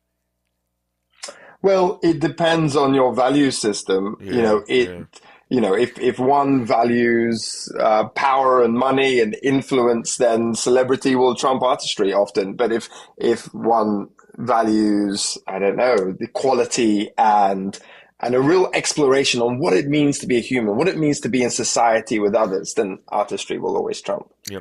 What is the backstory to your acting? You talked about graduating drama school. Give me the backstory to your becoming a thespian. Well, you know, I started off as a young musician. I played saxophone from the age of 11 to 17, 18. I was in youth bands playing, you know, big band jazz. And my father's best friend was an African theater practitioner. And we're in London right now.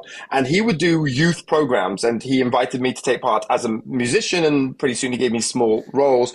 And very soon it turned out I had an aptitude for acting. So he gave me bigger and bigger roles. And So all my initial start in the theater was African theater. We were talking in pidgin English. We were doing plays that were focused on talking to the Black community, to the African community, the Caribbean community, and in England. And so it was real grassroots stuff. And there, you're not just an actor, but you're a musician, and you might help out with the sets, and you might carry the costumes. And we played old people's homes and young people's places. And that was kind of the grassroots of what being an artist and being connected to the community was for me. Then I went to quite a prestigious drama school where we studied Shakespeare basically exclusively for 3 years. And that gave me a really strong foundation in the different schools, Stanislavski, some of the different schools of acting. And then I became a theater actor for many years before I did any television. I've asked this question of others, but I'm always fascinated by, because you ask 20 people this question, you get 20 different answers.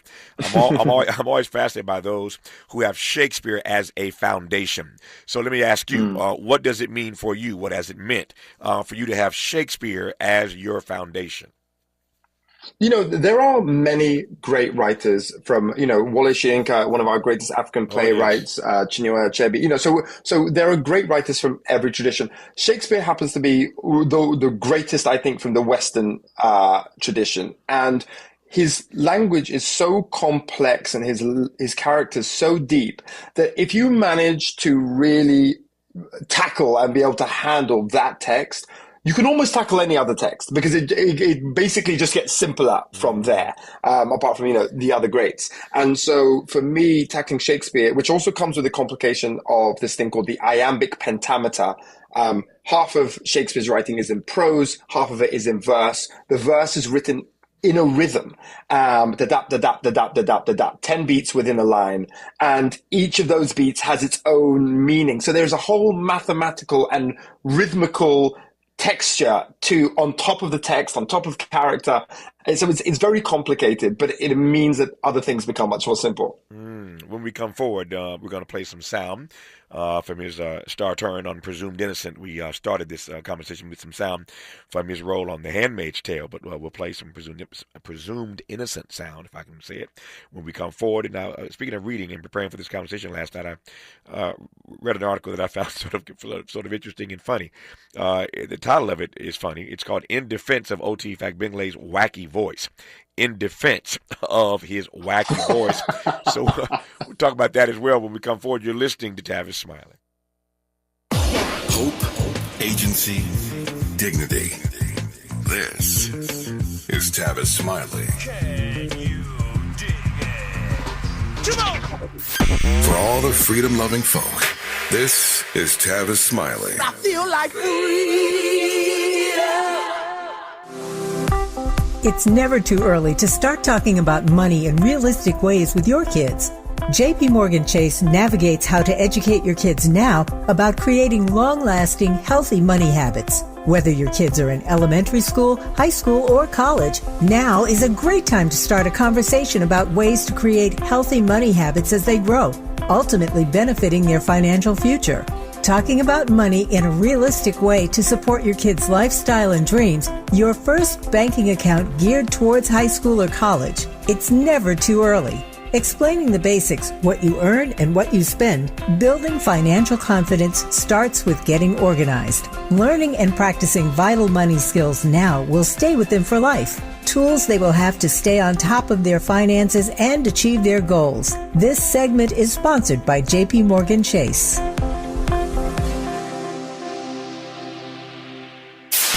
KBLA Talk 1580. We've got a lot to talk about. KBLA Talk 1580, connecting you with services and solutions. Worried about eviction? You have rights, and Stay Housed LA can help. Stay Housed LA is a partnership between LA County, the City of Los Angeles, and local service providers. From Lancaster to Long Beach, we're here to help you with tenant education workshops, legal clinics, free legal services for eligible tenants, and online resources about tenant protection laws. Don't face eviction alone. Call our hotline at 1-888-694-0040. That's 1-888-694-0040. Or visit stayhousedla.org. Stay Housed LA, keeping Los Angeles residents in their homes. Stay Housed LA, your rights, your home, our community. This is a community call to action from KBLA Talk 1580. At KBLA Talk 1580, we're proud to be celebrating 4 years on the air, but we know we could not have made it this far without you. We work hard every single day to curate conversations that will enlighten, encourage, and empower you. So, from all of us at KBLA Talk 1580, a big thank you for your love and support. You don't know how much you mean to me. And by the way, if your smartphone did not update automatically, be sure to download our brand new KBLA 1580 app. We think you'll love all the new features, including new ways to send us photos and video in real time, whenever news breaks, while we're on the air. It's a new dawn, a new day for KBLA Talk 1580, and we're glad you're on this journey with us. You never turned away, you were right there. Thank you, thank you. Find a righteous rage and don't be afraid to say what you see. We're KBLA Talk 1580. Sometimes he fails at fitting in, but we're okay with that. You're inside the Tavis Smiley Show. You are indeed with O.T. Fagbele, amazing actor, starring on Presumed Innocent and The Handmaid's Tale. We are in Emmy nomination season, and so I'm delighted to have him on this program. So we talked about The Handmaid's Tale. Here's some sound now from O.T.'s turn on Presumed Innocent.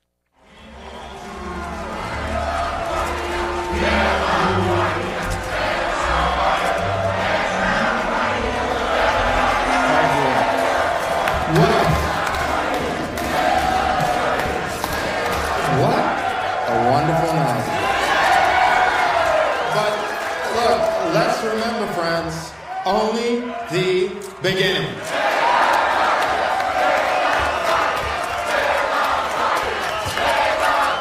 I would also like to thank my wonderful friend and noble adversary, Raymond Horgan. No. He has served this city so faithfully for so long, but wonderful. For so long, but so my dear friend wonderful. Raymond, my My dear heart friend will go out Raymond. to him. So Raymond Horgan, thank you, please. Yeah, but look, that's the past, and we're here for the. O.T., talking about your role on on Presumed Innocent. Well, Presumed Innocent, it was an extraordinary drama. I'm very, proud that we were the #1 drama ever on Apple TV in terms of viewership. And, it was really because we were anchored by these extraordinary performances by Jake Gyllenhaal and Ruth Negga and a host of other brilliant cast members and this really tight script. And so I was really, grateful that I got to play this, supporting role in them. Yeah. When it comes to the choices that you make these days, again, we played some Handmaid's Tale stuff, we played some Presumed Innocent stuff. How do you go about making your choices these days?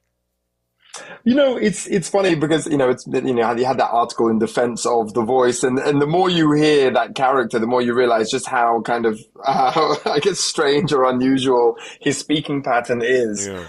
When it comes to how choices are made, going back to artistry, I feel like what makes an artist is a connection to intuition. And where does intuition come from? Is it the gods or the subconscious or, the spirit? What is it that creates inspiration? And I don't know the answer to that. And I don't know how to create it. I don't know how to recreate it. All I know is that I have a set of tools which help me try and get out of the way and access that thing that comes from another place. And so I don't have an intellectual answer to where inspiration comes from, apart from to say that it is the thing that makes an artist, and it's the thing I try to listen to and be brave, because sometimes the intuition sounds crazy. And for this voice I created for the character, there was a big part of me that goes, just be normal. So don't go and stretch out there. And so you just kind of, as an artist, try and be brave and go, I'm just going to follow it and see where it goes. We've been talking about an artist and his artistry. I have often used the term to describe certain guests as citizen artists. Because their work is not disconnected from the world that we live in. In our remaining moments with O.T. Fagbinlay, we'll talk about the politics of his projects and where he sees us, all of us, at this particular moment in world history. We'll do that in our remaining moments with him on Tavis Smiley. What's your quarrel with the world? You're listening to Tavis Smiley. Say the quiet part out loud. KBLA Talk 1580. If you need to hire, it seems like the whole process can be exhausting. You search resumes, wait for the right candidates to apply, set up initial interviews. It's a lot of time and work. Well, what if you could meet with qualified candidates for your job the very next day? Now you can with Zip Intro from ZipRecruiter. And right now, you can try it for free at ziprecruiter.com/free. Zip Intro is super easy to use. You simply pick a time, and it does all the work of finding and scheduling qualified candidates for you. Then you can choose who you want to talk to and meet with great people on back-to-back video calls as soon as the next day. Best of all, you save time and energy. Try Zip Intro for free right now at this exclusive web address, ziprecruiter.com/free. Zip Intro. Post jobs today, talk to qualified candidates tomorrow. Once again, go to ziprecruiter.com/free to try it for free. That's ziprecruiter.com/free. KBLA Talk 1580. We've got a lot to talk about. KBLA Talk 1580, connecting you with services and solutions. Worried about eviction? You have rights, and Stay Housed LA can help. Stay Housed LA is a partnership between LA County, the City of Los Angeles, and local service providers. From Lancaster to Long Beach, we're here to help you with tenant education workshops, legal clinics, free legal services for eligible tenants, and online resources about tenant protection laws. Don't face eviction alone. Call our hotline at 1-888-694-0040. That's 1-888-694-0040. Or visit stayhousedla.org. Stay Housed LA, keeping Los Angeles residents in their homes. Stay Housed LA, your rights, your home, our community. This is a community call to action from KBLA Talk 1580.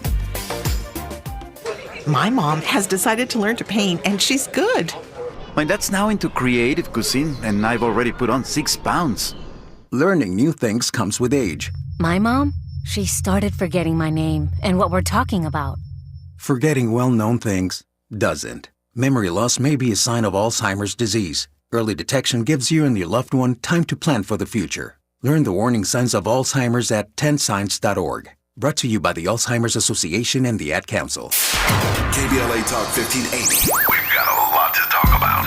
KBLA Talk 1580 reminds you that we keep us safe. Every girl deserves a chance to shine. That's the belief behind Forgiving for Living, Inc. Since 1999, this organization has been empowering at-risk girls ages 13 to 18, helping them overcome behavioral and mental health challenges. Founder Wendy Gladney's personal journey inspired the mission to give girls hope and purpose through the power of forgiveness. Through their ambassador program, workshops, and annual conference, Forgiving for Living has touched over 3,000 young lives, providing mentoring, life skills, training, and tools for building self-esteem and confidence. You can make a difference. Visit forgivingforliving.org to donate, volunteer, become a mentor, or find help for a young girl in need. Forgiving for Living, Inc., building brighter futures for young girls. Visit forgivingforliving.org today. This is a community call to action from KBLA Talk 1580. Freedom is an endless meeting, so let's get back to it with Tavis Smiley. Freedom is an endless meeting. So let's get back to it with Tavis Smiley. Tavis Smiley and O.T. Fagbinlay, star of Presumed Innocent and The Handmaid's Tale. Delighted to have him on this program for a few more minutes here, 3 to be exact. I said earlier, O.T., that I have often, you can't say this about everybody. I think it's true of you. I wouldn't call every guest I have who is in the business a citizen artist, but I wondered if you might, in your own way, sort of unpack the politics of some of your projects and sort of where you see us globally in this moment as Homo sapiens. You know, there are so many topics to talk about, and my previous work can speak to some of that. But my next project that I'm working on is focused on AI. And, because we only got a couple of minutes, I think that's what I'd love to talk about, which is, we are in a transformative time. And I think that we'll find over the next few years, before AI replaces humans who use AI are going to replace humans that don't. And I think particularly for, typically disadvantaged communities, communities that have been denied access, there is a rare opportunity for them to leverage AI to upskill themselves and to kind of like catapult themselves into the future. And it's scary. I'm scared of AI and its repercussions. But at the same time, I really do think there's an opportunity for us in our community who can figure out how to take the advantages of whatever it is, a tax advisor or a relationship advisor or a business planner. You can use AI to take whatever things you have in your life that you want to 10x, and there's just a rare opportunity for us to get ahead. So, that's one of the main things I'm thinking about at the moment. Yep. How do you see your role? And you don't have to see it this way. I'm just asking if you do. How do you see your role as an artist in these times? And I'll frame it that way. It's hard because on one side there is a temptation to kind of like want to talk about everything. Ultimately, I'm best served by talking about the specific things that I think are affecting me. Yeah. And because of the universality of the human experience, trust that will connect with lots of people around the world, and it will come most authentically that way. And so my role is to try and be as authentic and honest as possible. And that is not always easy, either as a person or as an artist. But to the extent to which I can be brave and take the leaps and the swings, I think, that's really what makes an artist. Well, I have been honored to have had you on this program for these 30 minutes to talk about Presumed Innocent, to talk about The Handmaid's Tale. As I mentioned, it's Emmy nomination season, so who knows what is to come. But I am grateful for this conversation and deeply appreciate your work, OT. Good to have you on this program, my friend. I'm very blessed to have this conversation with you. Take care. Take care of yourself. Thank you for your time.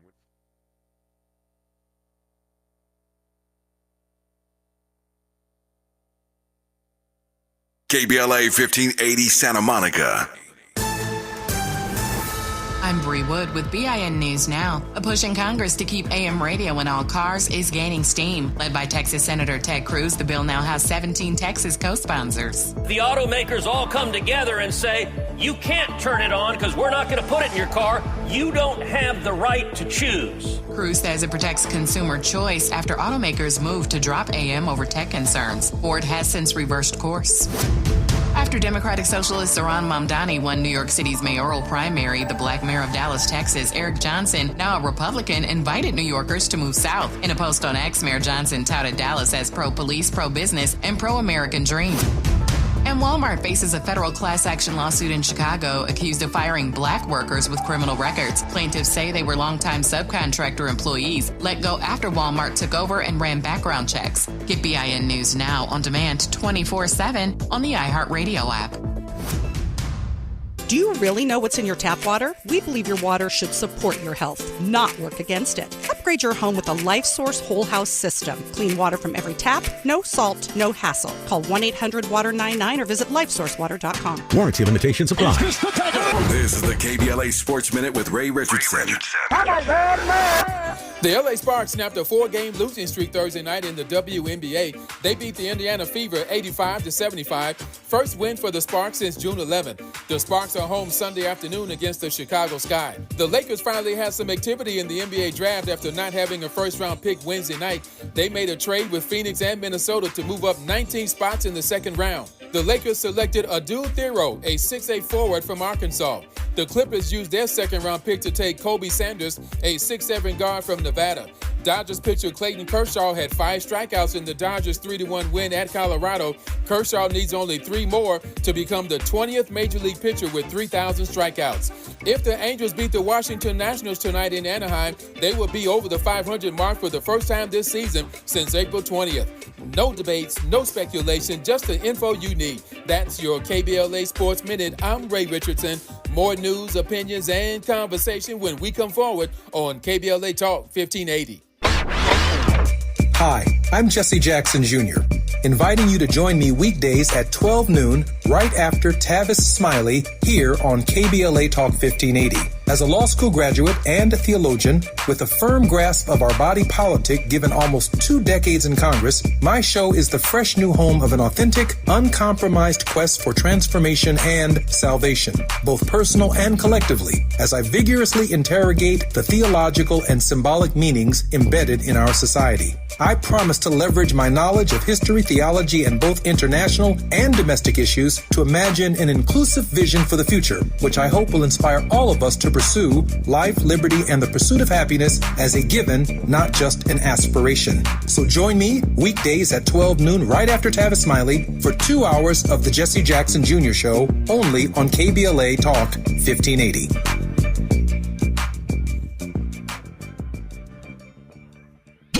Welcome to the best of Tavis Smiley on KBLA Talk 1580.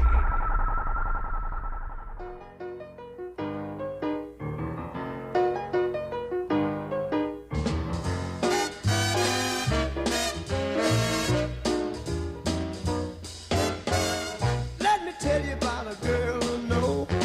She is my baby and she lives next door. Every morning before the sun comes up, she brings my coffee in my favorite cup. That's why I know, yes I know, hallelujah, I just love her so. When I'm in trouble and I have no friend, I know she'll go with me until the end. Everybody asks me how I know. I smile at them and say she told me so. That's why I know, oh I know, hallelujah, I just love her so. I'm Tavis Smiley. Glad to have you with us in this hour. When we book this show, we never have any idea how the world is going to move. But we could not have our guest in this hour at a more propitious time, given this progressive victory last night in New York City. I am honored to welcome to this program Cori Bush, former member of Congress, founder of Movement for Freedom, and co-host of the podcast Bowman and Bush that she co-hosts alongside another former member of Congress, of course, Jamal Bowman, out of New York. Speaking of New Yorkers, I am certain we'll talk in this hour about her misadventures, their misadventures with AIPAC, and her new Politivist Action Committee. Before I do any of that, though, as I mentioned, in case you've just tuned in or living under a rock, Zohran Mamdani shook the world up last night with this Democratic primary victory in New York City. We will know the full numbers July 1 when the ranked voting numbers come out. But Andrew Cuomo saw enough last night to concede last night. The Democratic primary has not decided whether he's going to stay in or not as an independent. We know Eric Adams is already running as an independent. So this thing is far from over come November. We just talked in our first hour, in case you missed it, with Rashad Robinson and Christina Greer and got some real insights as to what might happen in New York City. The business community is scared to death of Mamdani, as you might expect. They may swing back around and support Eric Adams. He's a safer choice. If Cuomo stays in the race, they may double down on Cuomo and try it one more again, even though they didn't win last night. So, again, this thing is far from over in New York City, but I am honored in just a moment to bring on the microphone for the rest of the hour, Cori Bush. Before I do that, though, here's some sound from Mamdani talking about his victory last night in New York City. We have won because New Yorkers have stood up for a city they can afford. A city where they can do more than just struggle. One where those who toil in the night can enjoy the fruits of their labor in the day. Where hard work is repaid with a stable life. Where 8 hours on the factory floor or behind the wheel of a cab is enough to pay the mortgage. It is enough to keep the lights on. It is enough to send your kid to school. Where rent-stabilized apartments are actually stabilized. Where buses are fast and free. Where childcare doesn't cost more than CUNY. And where public safety keeps us truly safe. And it's where the mayor will use their power to reject Donald Trump's fascism. We played that clip in the first hour. I apologize. I asked for a different clip, but you get the point. That was Mamdani last night at his victory party in New York City. Cori Bush, I'm honored to have you on this program. How have you been, and how are you today? I am wonderful. I'm so glad to be here. Thank you so much. It's my honor to have you on. I've been looking forward to this conversation, and as I said a moment ago, I had no idea when we booked you today that all this would be happening today. So, as a good progressive, let me just start with you and I are both in the same camp. So, as a good progressive, matter of fact, my home station in L.A., this program, as you know, is syndicated across the country. You're being heard everywhere, and for that, I am grateful right about now. But my home station in L.A., our mantra is unapologetically progressive. I'm sitting. Yes. You can't see me, but I'm sitting in my studio, and behind me on the wall are the callers of our station with a huge banner that reads unapologetically progressive. So anybody that comes in the studio sees it, knows it, and hears it. So we're in the same. You and I are the same ilk, obviously the same strike. But what did you make of what happened in New York City last night? Let me just say first of all, Zoran was at about 1% when he first started running. And people were saying, people were saying, oh, well, he's not known. People don't know him well enough. He won't be able to raise the money. He won't inspire a movement. All of these things. Every single thing that was thrown at him, every single critique and every attack, he smiled his way right past it. And he held true to his values. He made sure the people saw him. He walked boroughs. He was all around. He made sure that the people got a chance to see him, meet him, hear him. And I have to say, as someone who has ran for office multiple times, people don't know how hard it is to run for office, to hear the critiques, to see the things people are saying about you, to be under a barrage of attacks, especially the weight of the money that comes at you, and to still be able to get up and know your purpose, know the vision, and to be able to walk towards it. And so when I say last night, I was so outdone and excited because it shook up the establishment. They need to know, because I know some people were looking at like, hey, we got rid of Cori Bush. We got rid of Jamal Bowman. Like, we're on the road to, a less progressive Democratic Party and a less quote unquote radical, Democratic Party. But, I don't think so. Yesterday taught us something different. Yeah, I want to unpack that. I'm glad I got you for the hours. You've already given me the roadmap that I need for the rest of this hour. It's going to be a great hour with Cori Bush. Glad to have her right now on Tavis Smiley. Now, if I call her on the telephone and tell her that I'm all alone, by the time I come from 1 to 4, I hear her on my door. When the sun go down, when there is nobody else around, she kisses me and she holds me tight and tells me that everything's all right. That's why I know, yes I know, hallelujah, I just love her. Oh. Hope, agency, dignity. This is Tavis Smiley. Can you dig it? Come on! From Lamert Park with love, this is Tavis Smiley. Nationwide is so much more than a great insurance company. They're one of America's largest financial services companies. Like how I'm more than Saquon Barkley, the NFL's reigning leading rusher. I'm also the NFL's leading husher. Shh, hush up back there. Wow, I might have just set the hushing record. Well, almost. For your insurance and financial needs, Nationwide is on your side. Nationwide Investment Services Corporation, member FINRA, Columbus, Ohio. Another checkup? Why are so many people getting new puppies? Dr. Kim's veterinary office is littered with cuteness. We are booked solid for weeks, but who can say no to a puppy, right? Oh, who's a good boy? Oh, she needs to find extra vet techs to get those pups some extra love. I need Indeed. Indeed you do. When you sponsor a job on Indeed, candidates can find it easier, so you can hire easier. Redeem your $75 credit at Indeed.com/credit. Terms and conditions apply. Wesley Financial Group is not a law firm. Hi, I'm Chuck McDowell, the timeshare cancellation guy and founder of Wesley Financial Group, and I want to set the record straight. I am not an attorney. I've never wanted to be an attorney, and the truth is I really don't even like attorneys. If I sound like an attorney or if I look like an attorney, I'll apologize. But what I've learned in my 15 years in the timeshare cancellation business is you don't need to be an attorney to get folks out of their timeshare. At Wesley, we've helped over 40,000 families cancel their timeshare without me being an attorney. And I want to share with you how we do it. Just give my office a call, and you will not talk to an attorney. And I guarantee if we take you as a client, we'll get you out of your timeshare, or you'll pay nothing. Call now for your free timeshare exit info kit. Call 800-798-3399. That's 800-798-3399. 800-798-3399. KBLA Talk 1580. We've got a lot to talk about.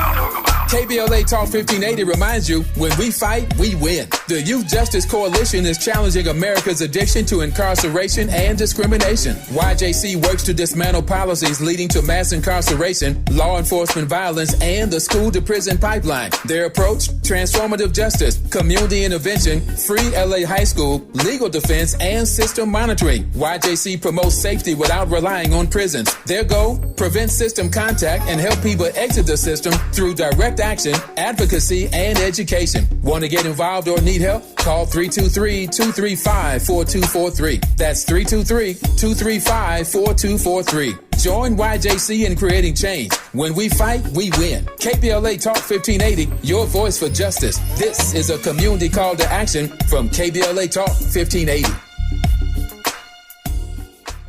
The following is a paid advertisement by Family Vacation Getaways with the purpose of soliciting sales of vacation ownership. For complete details, please visit fvgradio.com. If you want a 100% complimentary stay at a luxury resort in Cancun, airfare not included, then Family Vacation Getaways is your ticket to paradise. See website for complete details. We're giving away 5 days and 4 nights to the first 50 callers who can name an animal that lays eggs and is not a bird. An animal that lays eggs and is not a bird. Do you know it? Call now, 800-868-6431. 800-868-6431. You're also eligible for an exciting bonus vacation to Orlando, Florida for just $498. And don't worry about anything ruining your plans. We can extend your travel up to 18 months. Name an animal that lays eggs and is not a bird, and get a complimentary Cancun resort stay and an optional bonus vacation to Orlando for just $498. What are you waiting for? Call 800-868-6431. 800-868-6431 and give us your answer. The proceeding is not a contest and is a paid advertisement by Family Vacation Getaways and not sponsored by this program or its affiliates.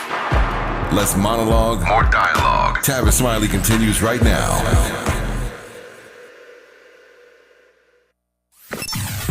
Sometimes he fails at fitting in, but we're okay with that. You're inside the Tavis Smiley Show.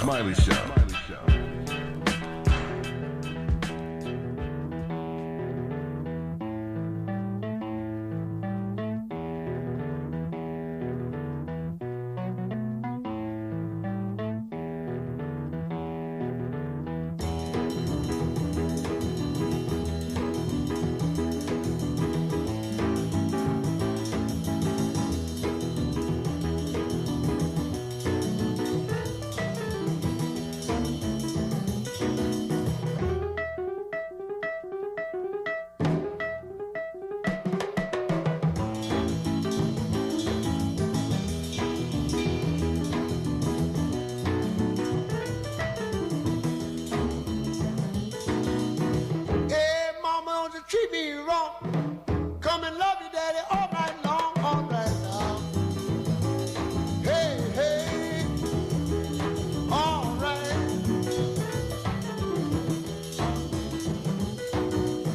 See the girl with the diamond ring? She knows how to shake that thing, all right now, now, now. Hey, hey, hey, hey.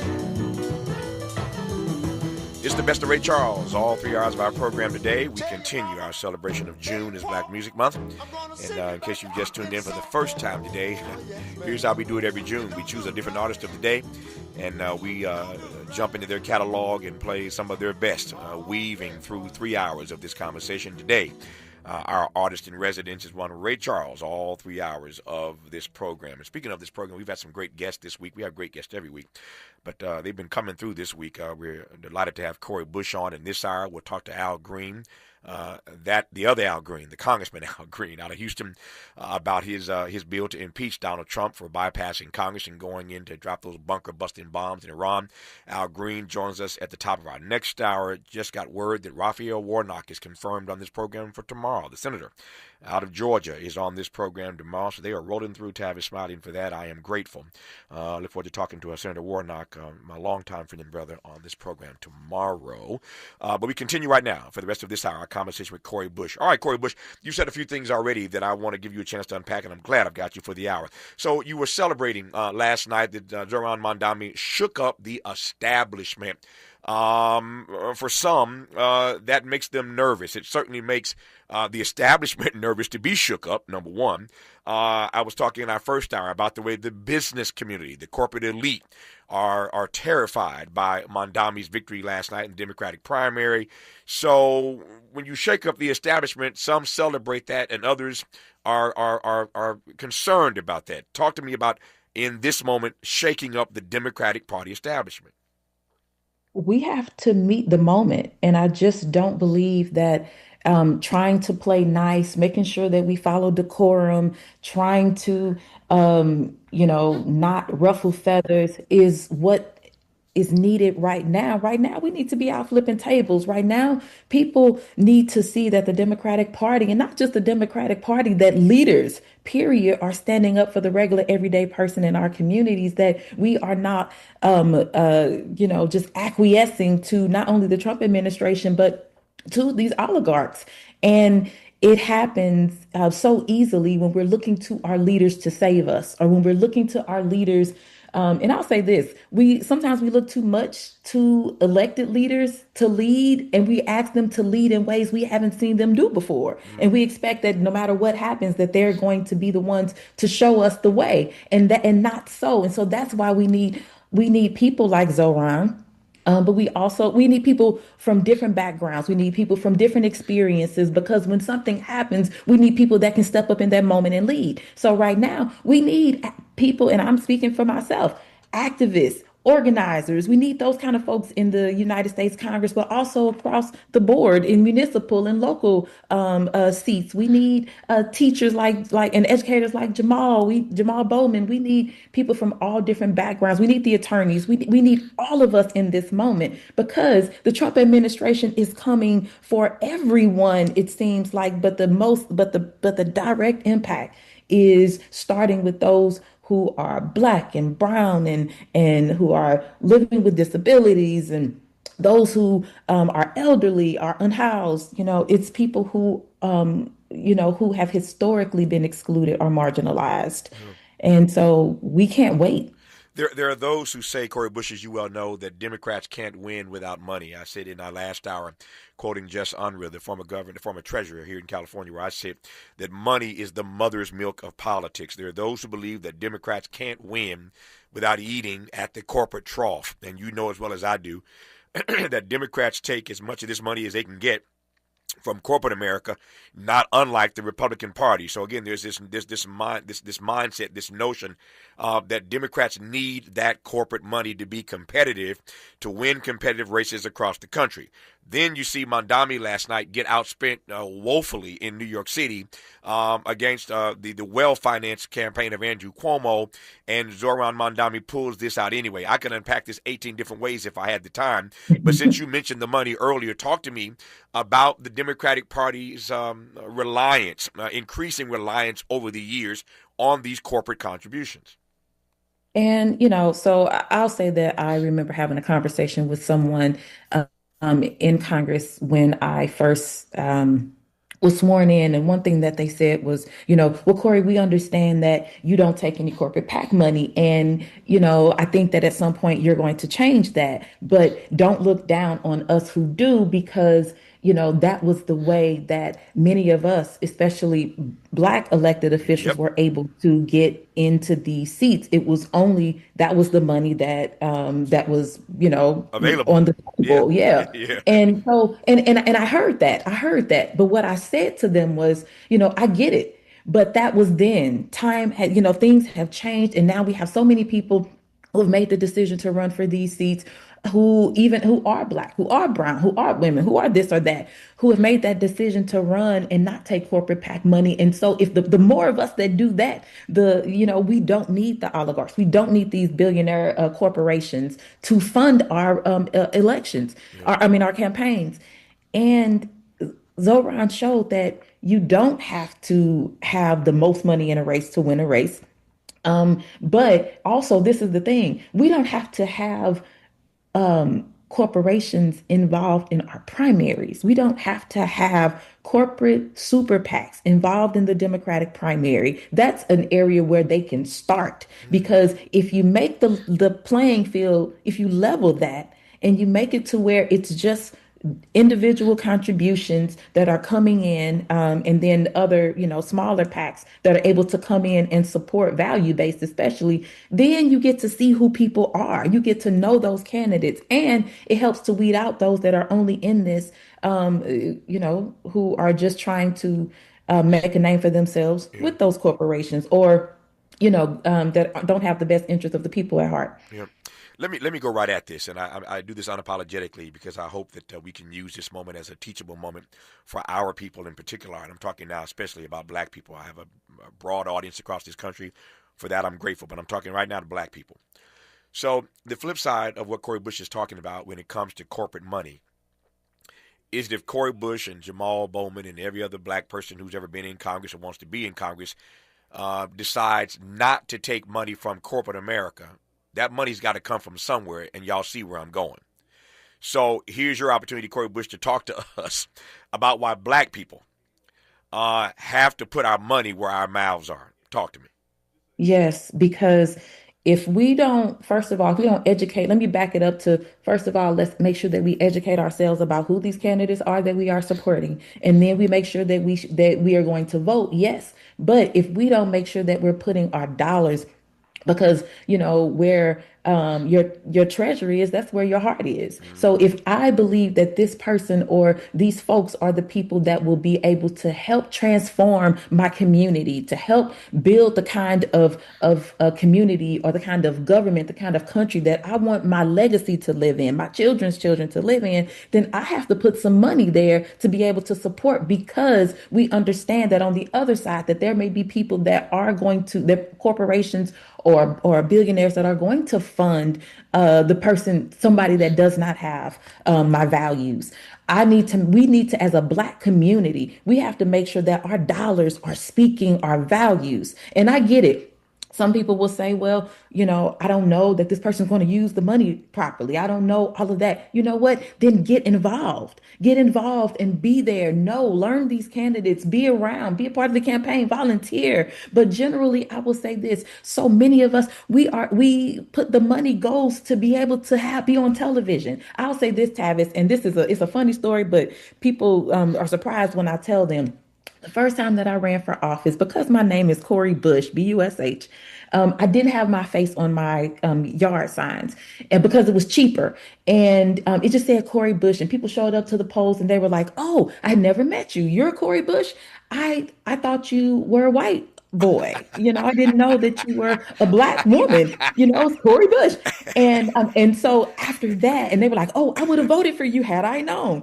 And so the next year after that, then I started putting my face on my yard signs, which that made, Tavis, my yard signs were like, it was like 500 yard signs for, a couple $100. Yeah. It went to 500 yard signs for $9,000 because I put my face on it. People need to understand how much this stuff costs. We're not wasting money. We need every single dollar. And so we can't allow other people to dictate who's going to take these seats when we know we have great people. They just aren't funded. We got to fund our people. Yeah.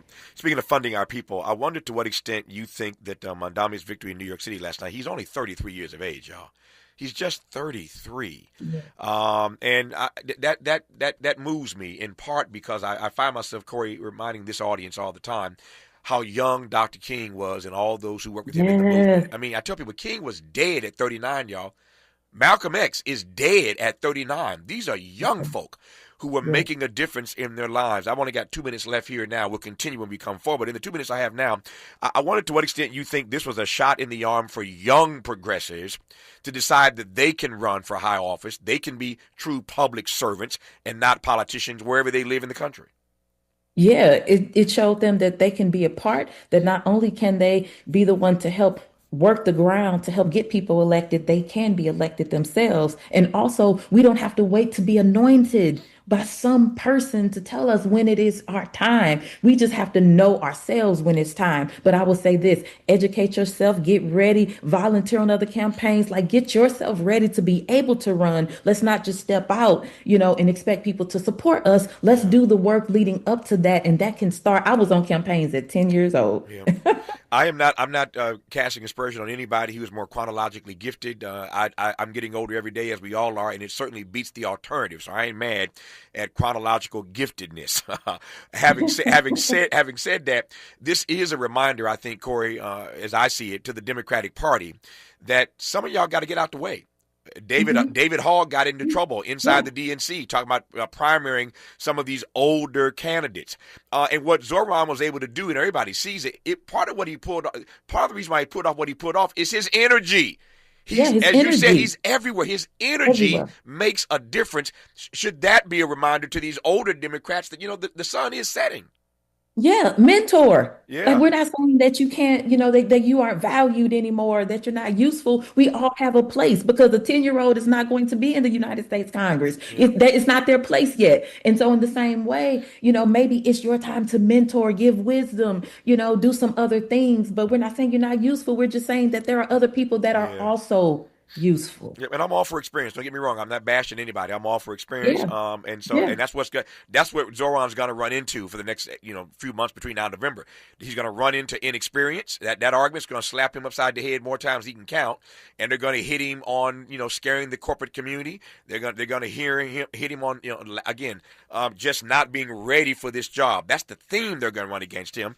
Eric Adams, and if Cuomo stays in, and others, it's going to be a dogfight. So it's not over yet. But he pulled off something that was pretty major last night. And so we've been talking about it because it is the news of the day when it comes to the Democratic Party, what it means for the party, what it means for progressives. And so I'm delighted to be, for the rest of this hour, in conversation with Corey Bush. More when we come forward on Tavis Smiley. What's your quarrel with the world? You're listening to Tavis Smiley. KBLA Talk 1580 is an intervention. When we come forward, includes you. KBLA Talk 1580, turning pain into power. I'm Bree Wood with BIN News Now. A push in Congress to keep AM radio in all cars is gaining steam. Led by Texas Senator Ted Cruz, the bill now has 17 Texas co-sponsors. The automakers all come together and say, you can't turn it on because we're not going to put it in your car. You don't have the right to choose. Cruz says it protects consumer choice after automakers move to drop AM over tech concerns. Ford has since reversed course. After Democratic Socialist Zoran Mamdani won New York City's mayoral primary, the black mayor of Dallas, Texas, Eric Johnson, now a Republican, invited New Yorkers to move south. In a post on X, Mayor Johnson touted Dallas as pro-police, pro-business, and pro-American dream. And Walmart faces a federal class action lawsuit in Chicago accused of firing black workers with criminal records. Plaintiffs say they were longtime subcontractor employees let go after Walmart took over and ran background checks. Get BIN News Now on demand 24/7 on the iHeartRadio app. Do you really know what's in your tap water? We believe your water should support your health, not work against it. Upgrade your home with a LifeSource whole house system. Clean water from every tap, no salt, no hassle. Call 1-800-WATER-99 or visit lifesourcewater.com. Warranty limitations apply. This is the KBLA Sports Minute with Ray Richardson. The LA Sparks snapped a 4-game losing streak Thursday night in the WNBA. They beat the Indiana Fever 85-75. First win for the Sparks since June 11. The Sparks are home Sunday afternoon against the Chicago Sky. The Lakers finally had some activity in the NBA draft after not having a first-round pick Wednesday night. They made a trade with Phoenix and Minnesota to move up 19 spots in the second round. The Lakers selected Adul Thero, a 6'8" forward from Arkansas. The Clippers used their second-round pick to take Kobe Sanders, a 6'7" guard from Nevada. Dodgers pitcher Clayton Kershaw had 5 strikeouts in the Dodgers' 3-1 win at Colorado. Kershaw needs only 3 more to become the 20th Major League pitcher with 3,000 strikeouts. If the Angels beat the Washington Nationals tonight in Anaheim, they will be over the 500 mark for the first time this season since April 20th. No debates, no speculation, just the info you need. That's your KBLA Sports Minute. I'm Ray Richardson. More news, opinions, and conversation when we come forward on KBLA Talk 1580. Hi, I'm Jesse Jackson Jr., inviting you to join me weekdays at 12 noon right after Tavis Smiley here on KBLA Talk 1580.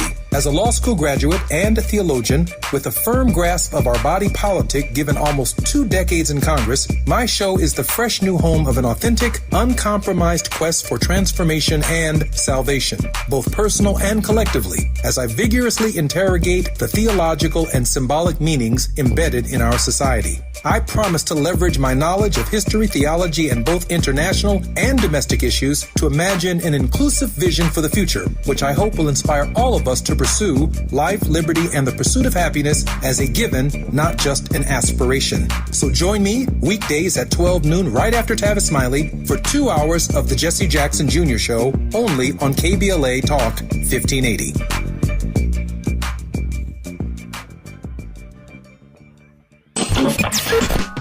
BET and PBS, the Tom Joyner Morning Show, and NPR, the cover of Jet and the cover of Time. #1 on the New York Times bestsellers list, 20 honorary doctorate degrees, a dozen NAACP Image Awards, a star on the Hollywood Walk of Fame, a Presidential Lifetime Achievement Award. From talk shows to talk radio, nobody's ever done it better. You like that? This is Tavis Smiley.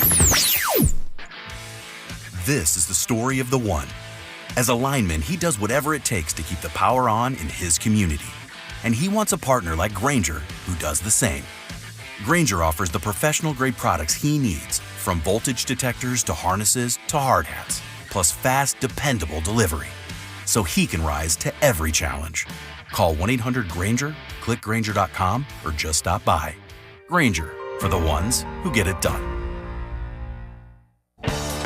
Still getting around to that fix on your car? You got this. On eBay, you'll find millions of parts, guaranteed to fit. Doesn't matter if it's a major engine repair or your first time swapping your windshield wipers. eBay has that part you need, ready to click perfectly into place for changes big and small.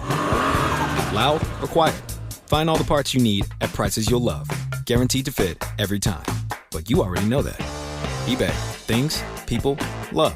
Eligible items only. Exclusions apply. Well, thank you.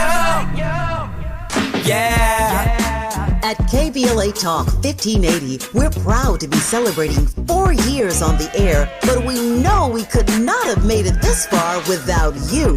We work hard every single day to curate conversations that will enlighten, encourage, and empower you. So, from all of us at KBLA Talk 1580, a big thank you for your love and support. You don't know how much you mean to me. And by the way, if your smartphone did not update automatically, be sure to download our brand new KBLA 1580 app. We think you'll love all the new features, including new ways to send us photos and video in real time, whenever news breaks, while we're on the air. It's a new dawn, a new day for KBLA Talk 1580, and we're glad you're on this journey with us. You never turned away, you were right there. Thank you, thank you. We're not for everybody, but we're for everybody. You're listening to KBLA Talk 1580. Freedom is an endless meeting, so let's get back to it with Tavis Smiley.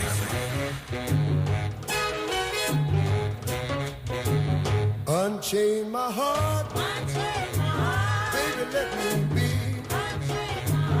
Unchain my heart, cause you don't care about me.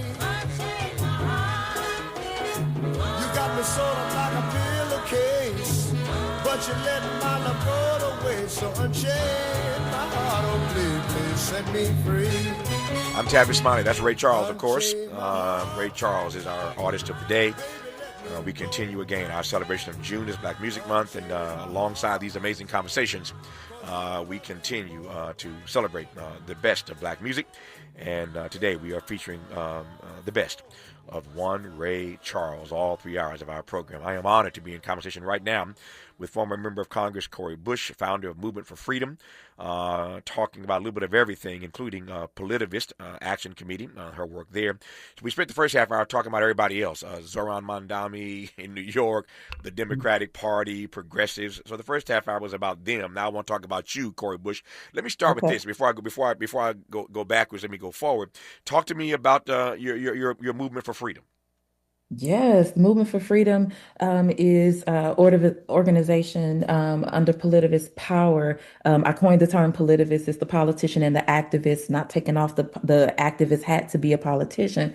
And what we are saying is that at this time, we need people who are organized, have the background of organizers, activists, advocates who are rooted in community. The community knows and trusts these folks, and how we can lead in this moment, coming together, taking care of our communities. So if the federal government is stripping away rights and defunding organizations that would normally be there to help people, especially fill in the gaps where the social safety net isn't meeting the need, then we know people in our communities who can. We know Sarah at the end of the block has food, stashed, so we can send someone who's hungry to Sarah's house. We can send someone to Terry's house at the other end of the block that may have money for rental assistance, or is making blankets for somebody that has to sleep on the street. We are making sure that the community is able to take care of the community, and through that, what we've been doing right now is we've been providing tornado relief and mutual aid on the ground in St. Louis after a deadly tornado hit mostly the inner city of St. Louis on May 16th of this year. Yep, I remember that well. Let me tell you a funny story. You told a funny story earlier about you're running for office and the yard signs with your face on it. It costs a lot more money than the yard signs without your face on it. So I think some of this audience knows this. I write about this, of course, in my memoir, What I Know for Sure, that came out many years ago. But I worked for Tom Bradley, the great mayor of this city, the first African-American mayor. We now have Karen Bass, of course, as the first first woman and the first black woman mayor of the city. But Tom Bradley was there first, and I had the honor of working for him. After I worked for Tom Bradley, I ran for office myself here in L.A. I ran for a city council seat, had a good run. I was running against an incumbent, which isn't easy to do. Did very, very well, but I lost that race. And because my dream in the frame of King, let's put it that way, I've been a King student my entire life. I've since then, of course, written a best-selling book about Dr. King called Death of a King. But King has always been my North Star, and I wanted to be a true public servant, as you are and have been, Corey Bush, not a politician. And so in that spirit, I ran for elected office here in L.A. For the city council. I lost that race, and when I lost that race, I was devastated. I was emotionally, spiritually, psychologically devastated. I couldn't sleep. I couldn't eat. And I was devastated. I was only 28 at the time, but I was devastated because I didn't have a plan B. I didn't know what my life was going to be beyond working for Tom Bradley and running for elective office. It did not happen for me.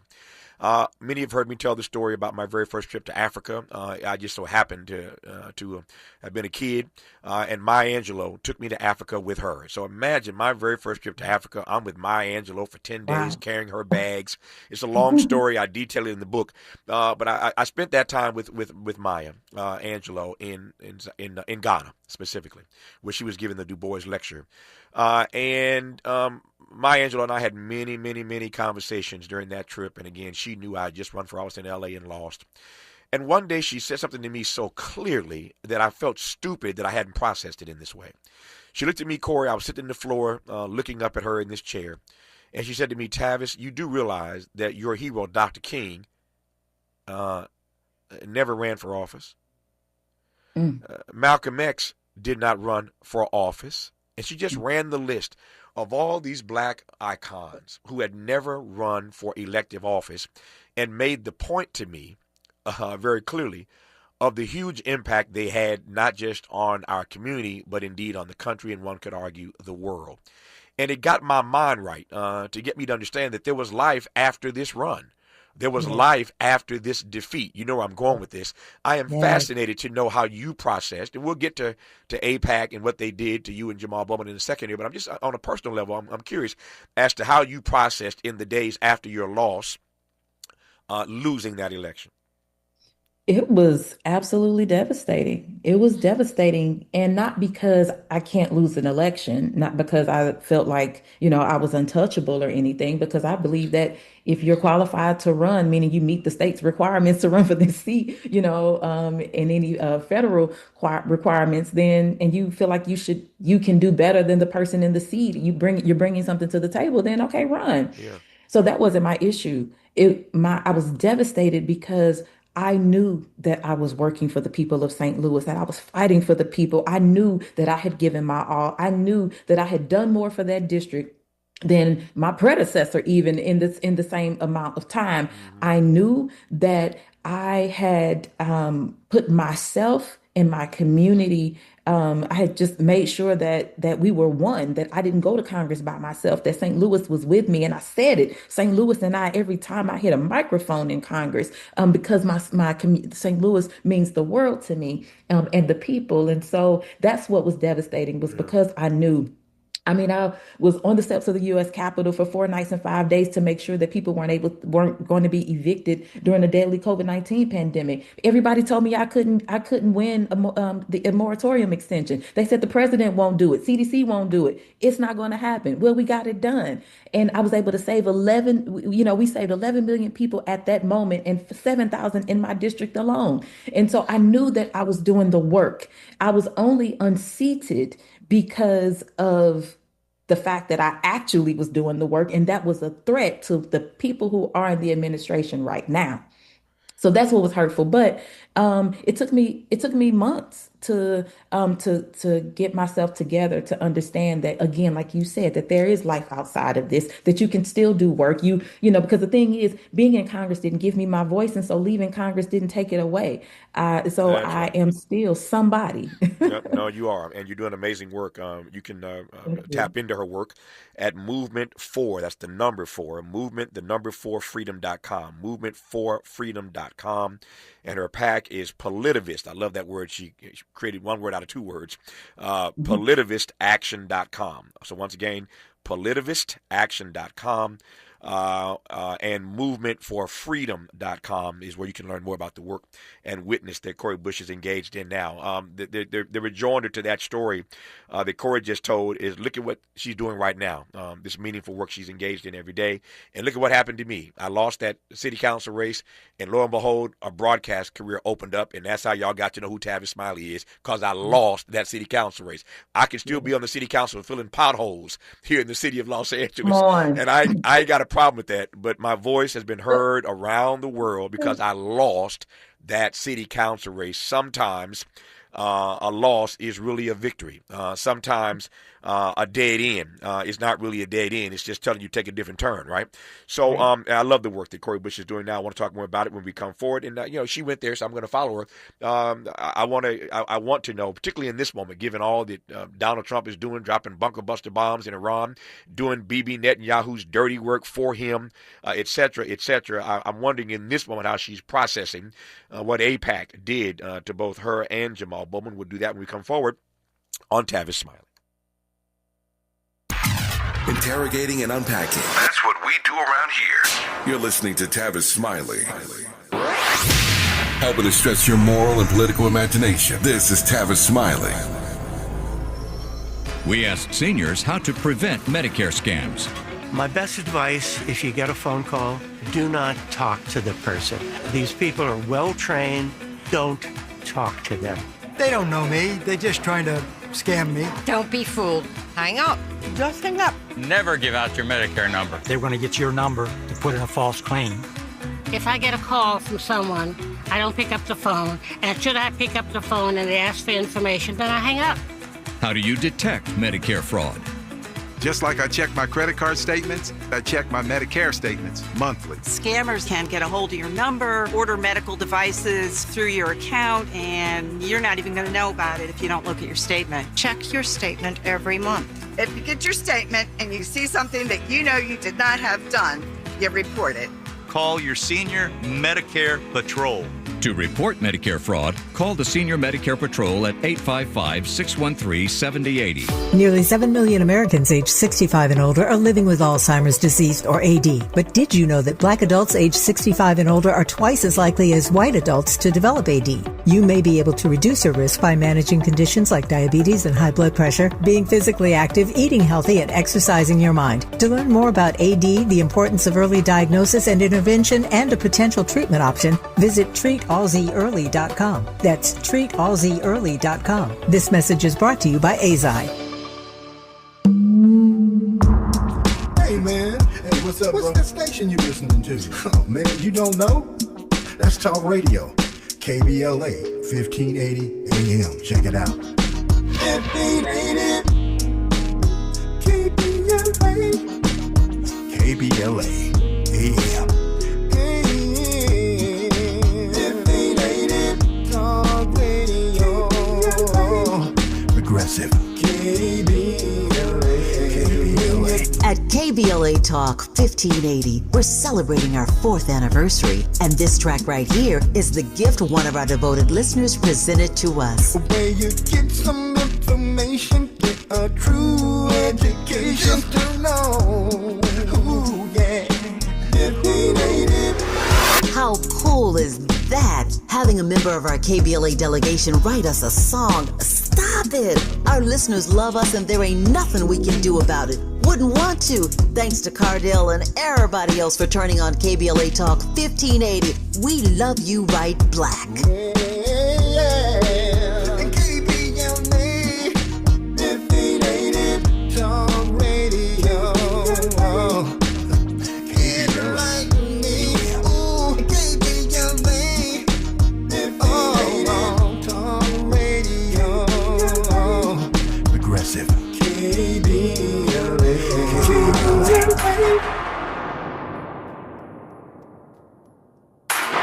This is KBLA Talk 1580, where everybody is somebody and nobody is a stranger. You belong here. Sometimes he fails at fitting in, but we're okay with that. You're inside the Tavis Smiley Show. You are indeed with Corey Bush, former member of Congress and founder of Movement for Freedom, and the PAC, PolitivistAction.com, has her own podcast now, Bowman and Bush, that she co-hosts with former House colleague Jamal Bowman. Corey, I say this not just because you're on this program. I said it many, many times. I'm on the public record saying this repeatedly, that I thought too many folk were far too silent when you and Jamal Bowman were targeted. And again, people can run and they can win. People can run and they can lose. You talked earlier about losing and how you processed it. I mean, life comes at us fast, and things happen that we don't control, and things happen to us that we don't like, and we're all witnesses to that. But it is a far another thing to be targeted. How have you processed all these years later now being targeted? I think I got my chops in this area through the Ferguson uprising and all of the targeting and all of the surveillance and just everything that as activists, coming out of Ferguson that we went. We got an audio issue right here. Faraji, somebody, Odell, we got to the sweet spot here now, and her audio kind of went out on me. So let's let them figure that out. But for those who don't know the story, I think most of you do.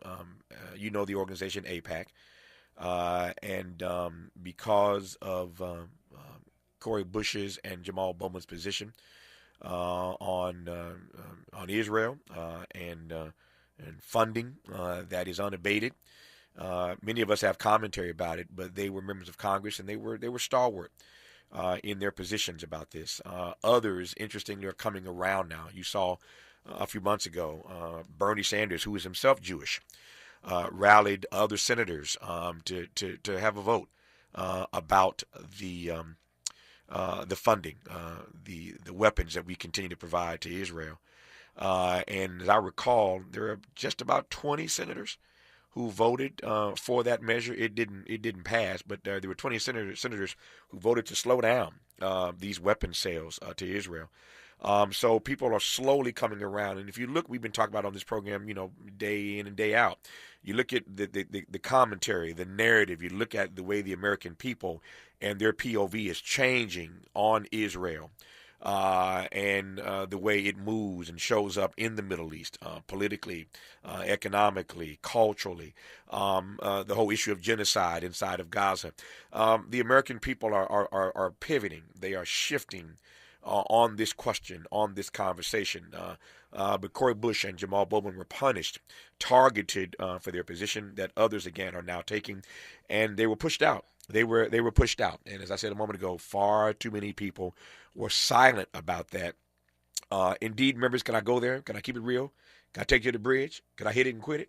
There were too many Negroes in the Congressional Black Caucus. Their colleagues in the CBC who were too quiet about their having been targeted. But that's me.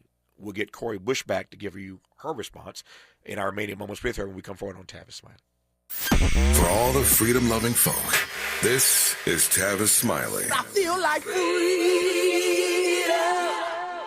A safe place to go loud. A great place for progressive politics. KBLA Talk 1580. Attorney advertising. Prior results do not guarantee future outcomes. Founded in Los Angeles in 1986, litigation powerhouse Quinn Emanuel has deep roots in the Los Angeles community. Since 2007, we have litigated some of the largest fires on the West Coast. We are proud to be the only AmLaw 100 firm in the country to represent wildfire victims, giving affected individuals, families, and businesses the same focus and individualized attention we devote to our Fortune 500 clients. BTI Consulting has repeatedly recognized Quinn Emanuel as among the 4 law firms in-house counsel least like to oppose in any litigation, and we are often deemed the most feared. And after securing over $80 billion for our clients in various matters firm-wide, we understand why. If you have been affected by the recent wildfires in Altadena and the Palisades and would like to discuss your situation further, please contact wildfire support at QuinnEmanuel.com or call us at 213-443-3050. Quinn Emanuel is proud to sponsor Conversation Live Altadena Rising with James Farr on KBLA Talk 1580. Attorney advertising. Prior results do not guarantee future outcomes. BET and PBS, the Tom Joyner Morning Show, and NPR, the cover of Jet and the cover of Time. #1 on the New York Times bestsellers list, 20 honorary doctorate degrees, a dozen NAACP Image Awards, a star on the Hollywood Walk of Fame, a Presidential Lifetime Achievement Award. From talk shows to talk radio, nobody's ever done it better. You like that? This is Tavis Smiley. The California Crusader newspaper would like to thank all of our subscribers for their support throughout the years, proudly serving the South Los Angeles and South Bay areas for more than 40 years. The California Crusader is a multicultural, black-owned, adjudicated newspaper that focuses on providing newsworthy information to the people in our community. We're constantly looking for ways to assist businesses in our community to connect with our subscribers. We provide low-cost, effective ways to promote your business with our reasonable and affordable advertising rates. You can participate by suggesting, sharing, and submitting your stories on the California Crusader newspaper Community Share Facebook group page, or visit our website at cal-cruise-news.com. That's calcruisenews.com. Then click on the Submit Now button located on the top right corner of the homepage, or text CCN to 42828. Again, text CCN to 42828. The California Crusader newspaper, working together to build a better community for our future. Subscribe today. More honesty than you can handle. More empowerment than you can imagine. You're tuned in to Tavis Smiley. He's a paradigm pioneer. And the top-rated African-American talk show host in the nation, according to Talkers Magazine. You're tapped in with Tavis Smiley right now. Tavis Smiley and Cori Bush. I've got 4 minutes left. I want to get out of her way, give her all 4 minutes left in this hour. The audience heard my commentary. Just offer any reflections as you will, Congresswoman Bush, about being targeted. Yeah, well, we have to understand that I was targeted by AIPAC, who made the decision that they were going to come for 2 Black members of the United States Congress, 2 members of the Congressional Black Caucus, and that they were going to put their efforts there by way of millions of dollars to unseat us. They used racism and bigotry. They used lies and misinformation and disinformation in order to discredit us. And the fact that even in my race, they used, there was another Black person who was in the seat now, to used him to be the one to, to make it okay to distort my features and to darken my face to make me look, like an animal on some of the literature. They kept throwing up, oh, she hates Joe Biden. She wants children to drink water from contaminated water from lead pipes and all of these things. And there was so much money put into television and radio and internet that people started to believe it. Even my supporters were like, I don't know, Corey, because they're spending so much money against you that maybe something isn't right. But the thing is this, why are they targeting Black legislators? Why? And the thing is, all we stood up and said was that each and every person deserves safety and dignity and wholeness. Each and every person deserves to live free. That's what we said. What we said was we don't want Israelis hurt and we don't want Palestinians hurt. That's what we said. What we said was no to genocide. No to dropping bombs on babies. No to displacement. That's what we said. No to oppression. Because if I could be complicit in oppression abroad, then what about being complicit in oppression here? And so I can't turn my nose up and talk about white supremacy in the United States if I allow the same thread, the root of that, to go into play in other countries. And I am silent and I have a position to be able to speak out and do something. I love all people and I'm going to stand against injustice wherever wherever it pops up its head. And so I don't care what your background is. I don't even care if you voted against me. Do you need to eat? Because I'm going to make sure your need is met. Do you have a home? Do you have safety? That's what I care about. And so the thing is this, though, they have to remember this one, Tavis, they messed with a fighter. Yeah. And so I might have been pushed to the side for a minute. I might have needed to get myself together for a minute. Yeah. But baby, the fighter is back. Oh, yeah. Muhammad Ali said it best. They asked him in that fight with Joe Frazier, where his jaw got broke, as I recall. He could have stayed on the He could have stayed on the canvas and ended that fight. And they asked Ali, and there's a great story behind it. I ain't got time to tell the whole story, but they asked Ali in the press conference why he got up, and he said very simply, looking at all those reporters, the ground is no place for a champion. That's why I got up, because the ground is no place for a champion. So I take your point, Corey Bush. I got 30 seconds, right quick. Say a quick word about the podcast, Bowman and Bush. Yeah, Bowman and Bush is on Zatel.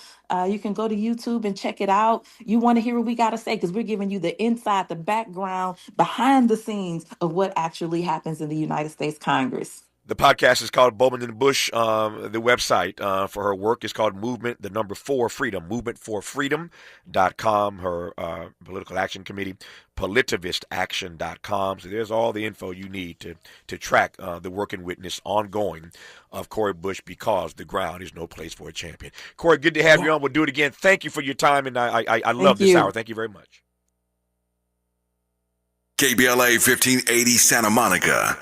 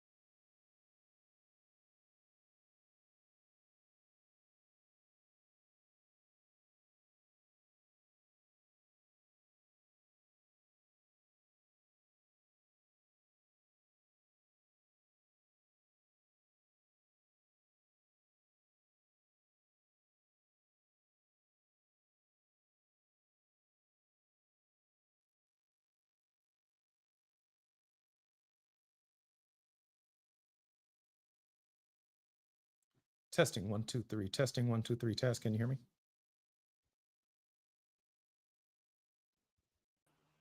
Yes, sir. I can hear you. We're live though. Just Fantastic. Thank you very much.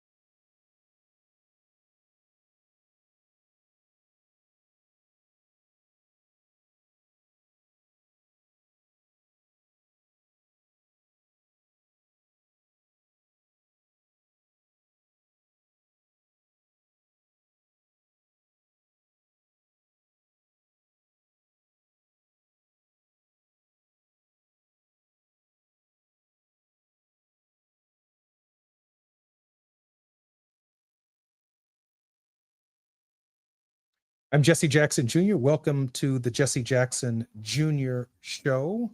It's Friday, and we are live on KBLA Talk 1580.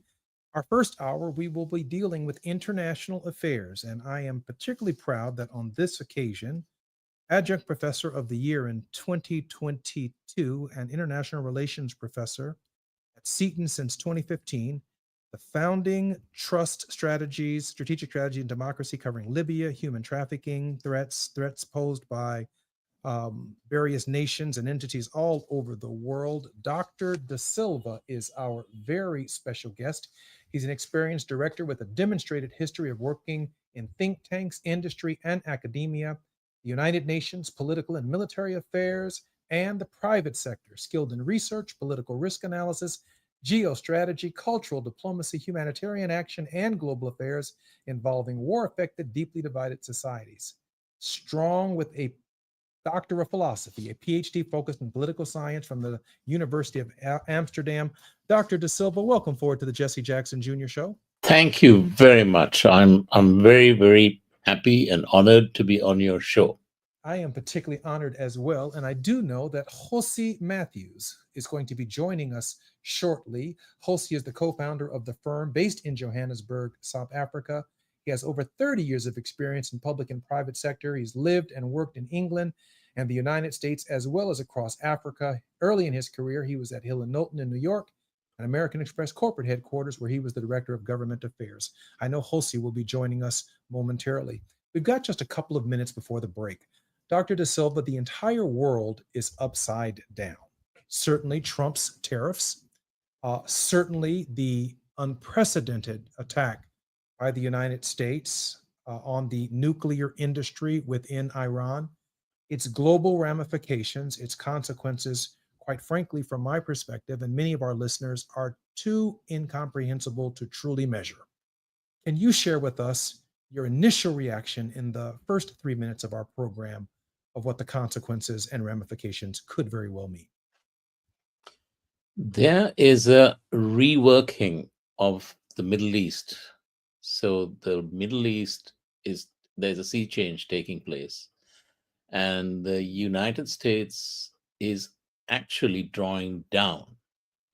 The United States does not want to be engaged in the region, and Mr. Trump has been using a lot of optics to give the impression that he's a very strong president and that he's fully with the program. But in fact, actually, if you look at the Pentagon and the US Army and other things that are going on, there is a drawdown taking place.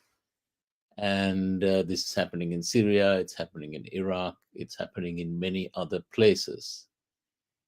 And the general public is being led to believe that all of the things that this current president is doing is in the best interests of the United States of America. But unfortunately, that's not the case. If you look at the tariffs, which you started with, it has had a tremendous negative impact.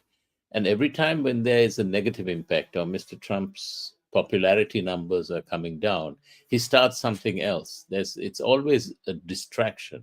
So I believe that a lot of the things that are being done on the world stage are distractions from the California protests against ICE. There are the distraction that we don't have any workers anymore in the farming sector, in the abattoirs, in other places, with ICE going in and arresting all these migrants, the working people who are not criminals, who are not gangsters, who pay their taxes to the tune of billions of dollars. These people are being taken out of the system. And I don't think that the US economy is going to be in such a great place. And while we are drawing down and doing all of these, theatrics, actually, the US telling Iran, okay, we're going to send B-2 bombers and we're going to bomb your nuclear sites, and the Iranians telling the US, okay, we're going to be sending some fire towards the the U.S. bases in the U.S. Air Force Base and in Qatar, and also in Iraq. So all of these things are actually not telling us the real story. The real story is that, sadly, the United States is in decline, and we are not going to be able to bring heavy industries back to the United States, however much President Trump may say, that he's going to do this, that, or the other. He's just saying it. The doing is much more onerous. And I think that the people who voted for President Trump are in for a very rude shock. And I certainly think that come November 2026, in the midterms, there's a strong chance that a lot of the Republican senators and congressmen and women who have been supporting this kind of crazy agenda are going to fall, because people are going to vote against them. And I'm Jesse Jackson Jr. You're listening to the Jesse Jackson Jr. Show. When we come back, Dr. De Silva is going to continue down a path that we believe we're all too familiar with, and we're certainly hopeful. I'm Jesse Jackson Jr. when we come forward.